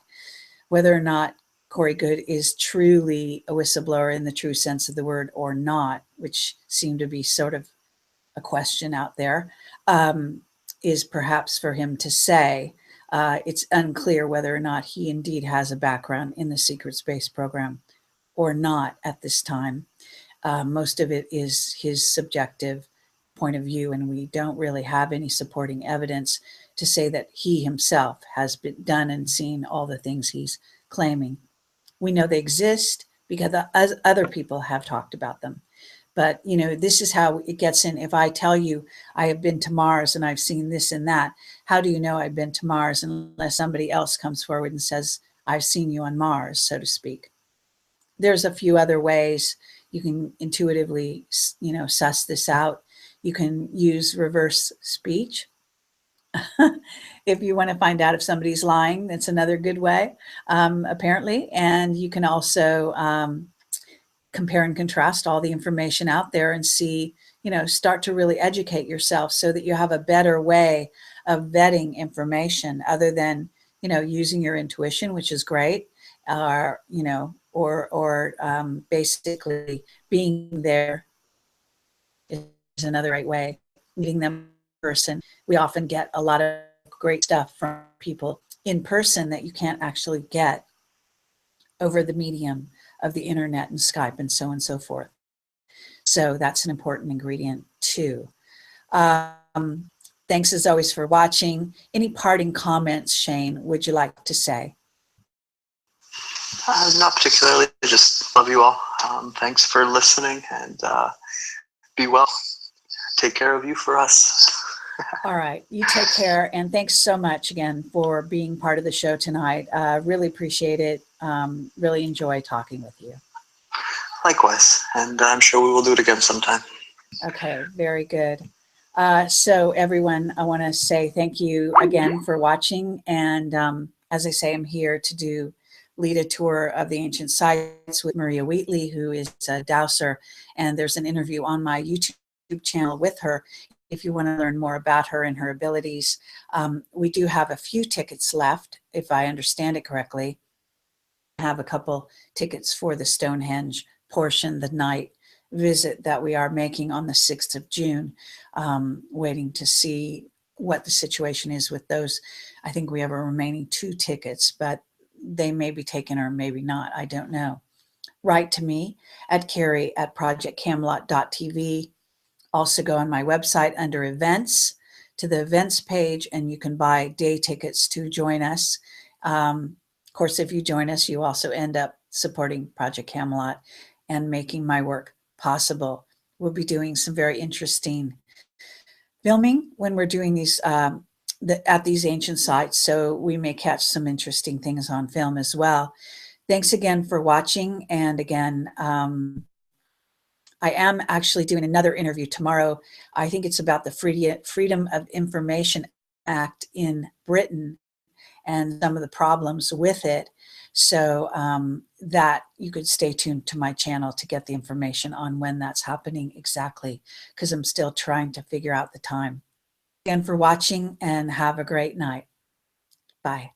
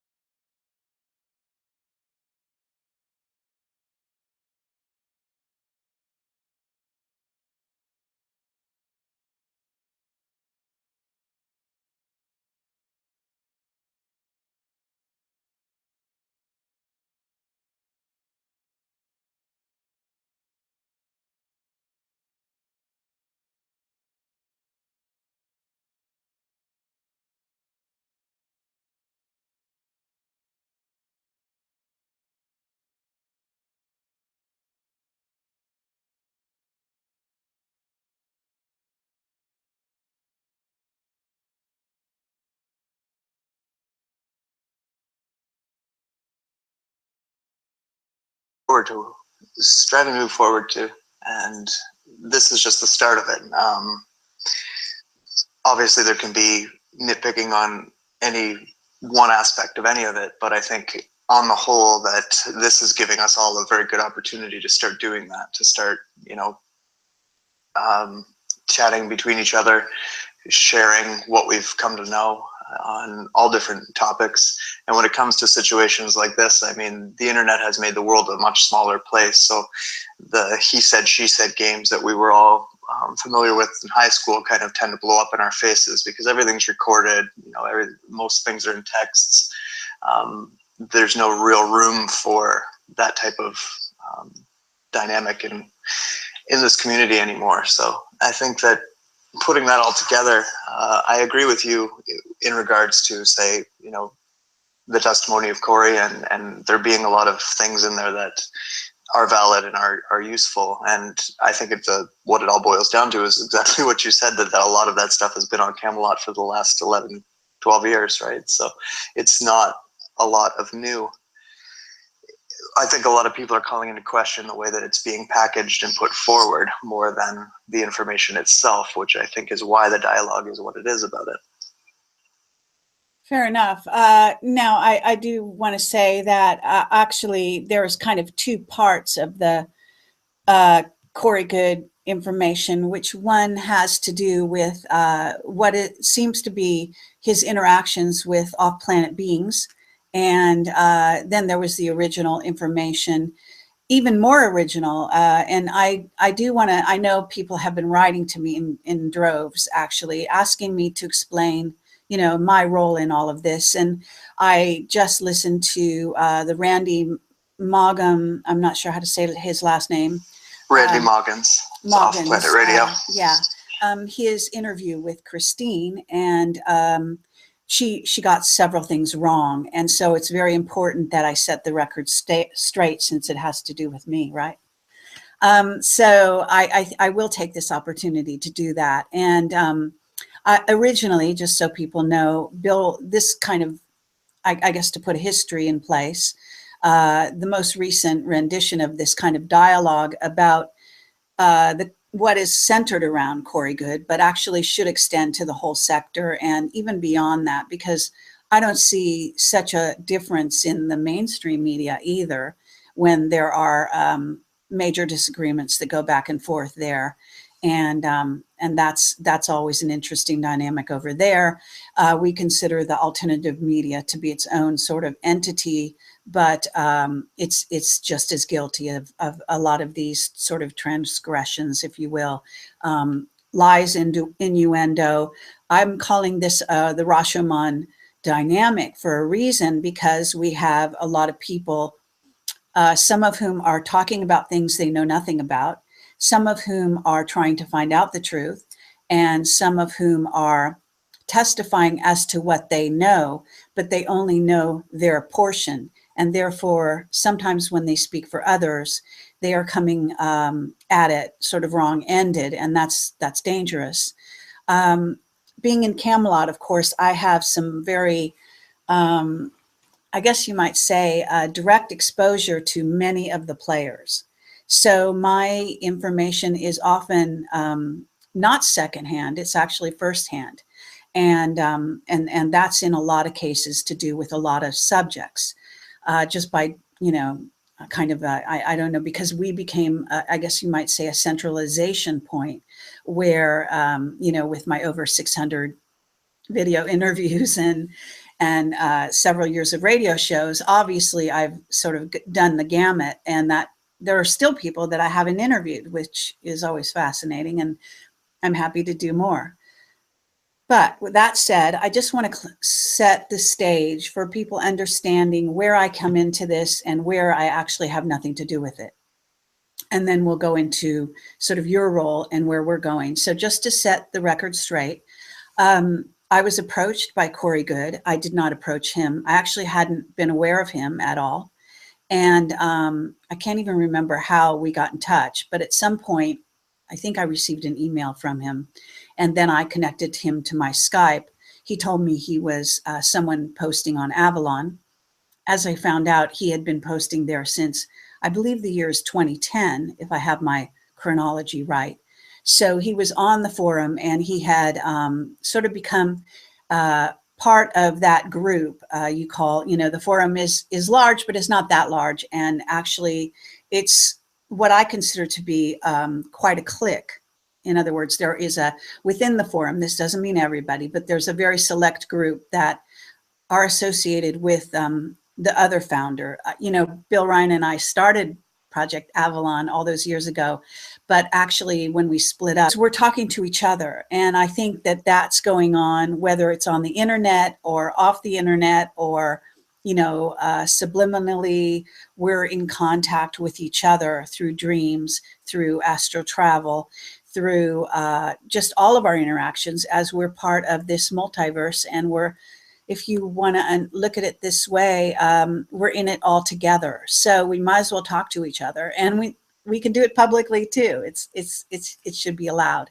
So I'm not despairing over that notion. I don't like targeting, however, and I have tried to stay away from this topic for so long, all the time it's been going on, really, foreseeing some major problems with regard to the specifically Corey Goode, set of information. And some of it is perfectly good and actually has been on Camelot and our whistleblower testimony for over 11 years, and many years prior to when Corey hit the scene. So none of it has been a surprise to me. Now, I do want to say that there may be some details Corey has come up with that are useful and valid information. This is very possible, and we can get into that in more detail as this moves on. I think it's interesting to say, though, that the discussions about this situation have not centered on the information per se. So I think that's something of a problem. And I'm in a position to discuss the information simply because we specialize in whistleblower testimony, and specifically in the secret space program, and always have since the beginning of Project Camelot. But in this case, and let me say, this is a conversation for those that think I am going to talk too much and you're not going to talk enough, which I get sometimes, which basically I could care less about. But for the people that do have that gripe, I do want to say this is not an interview. This is a conversation. So, Shane, at this point, any comments on what I just said? Well, I definitely agree. Everyone needs to be talking to each other, especially in situations like this where there seems to be opposing sides. I think the opposing side should have a discussion. I think that's the only way that we'll ever move forward beyond any of this type of nonsense, not just in the microcosm of the alternative media, but globally. I think that conversation, trying to take in each other's point of view and make sense of it all together, is where we should be striving to move forward.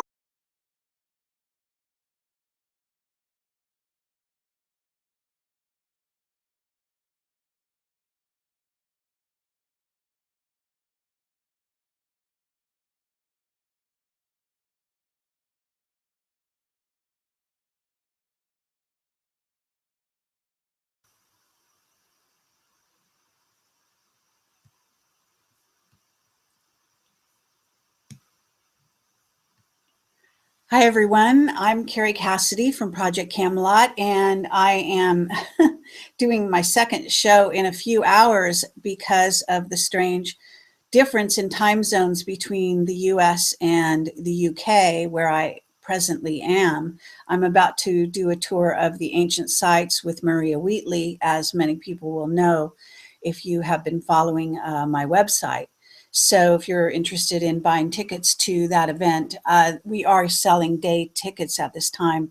So that can be a lot of fun to go around to the ancient sites. And Maria is extremely knowledgeable, and we will be doing some meditations and whatnot to help balance those ley lines, etc. So it will be a fascinating time, I'm sure. So at this time, I want to say that I'm here with Shane. He goes by the Ruiner. I don't know if he's even using that moniker anymore, but it seems to be how he became known. So we in the media are using it simply so that people searching on YouTube can figure out which Shane it is without, I guess, the benefit of a last name. So for those purposes, I'm going to put him on the screen here. Shane, you want to say hello to everyone? Hello, everyone. And hi, Kerry. Good to talk to you again. And once again, wish it was under better circumstances. I hear you. Well, you know, I've actually been thinking about that quite a bit, and just want to say, you know, certainly welcome your feedback on this, but, you know, that I think there's nothing wrong with this kind of human dialogue going on, even in public. And this is the kind of thing that, as we get more immersed into sort of a group culture that involves all of the planet, and maybe eventually, you know, other ETs coming on board, those that are so-called purebred ETs, because we're all, you know, basically a hybrid race of ET DNA. In other words, I gave him Project Avalon, and I took Camelot, is how it worked out. And there was a reason for all of that, and I'm not going to go into that whole history, but maybe someday I can, and I'm writing a book right now, so maybe it'll all make sense. But I want to say that, so what happened was there was a clique on Project Avalon, and certain members got to know the other members, both on the forum, and then they started to socialize off the forum. And some of them saw each other, you know, just, you know, would go off and discuss things on Skype. And I have no idea whether, you know, when they met each other in person and when they didn't. And Simon Parkes was originally part of that group. And there are others, and there are some that are still there. And I don't even know if you were there, but lots of people have come and gone from that interaction and the forum. And I have always been a member because I was a founding member, and because of my relationship with Bill Ryan. And I have really not been involved, and I actually never go there. Except once in a while, somebody will write to me and tell me either I'm talked about or there's something they really want to know about. And then I will go on to the forum and try to answer their question, and, you know, in a very circumspect way. And when I do that, normally I post it on my own website so that my own audience will be party to whatever I have said on Avalon. So that's kind of what goes on. So enter Corey Goode. He contacted me, and what he said initially to me was, that he was being interviewed by what was in essence Bill Ryan and Christine, who I think were married at the time, but basically Christine had done the interview and that Bill was editing it or whatever. And that there was some problem because there were some things Bill didn't want to include that had to do with Nazis. Now, I don't know if this is true or not. I only know what I was told by him back in those days. And so when he came to me and he said that, and then he said, and I'm going to be interviewed by David Wilcock. So, and he also then sent me some posts on the Skype. And I think he also emailed me some posts. And so I gathered, he sent, you know, the Avalon posts and copied them to me. And since I hadn't read them, I read them. And I'm always cordial to people that I'm in potential talks to decide if I want to interview them. But because, as I do with people that come to me, I tend to be a bit suspicious, and I am very, you might say,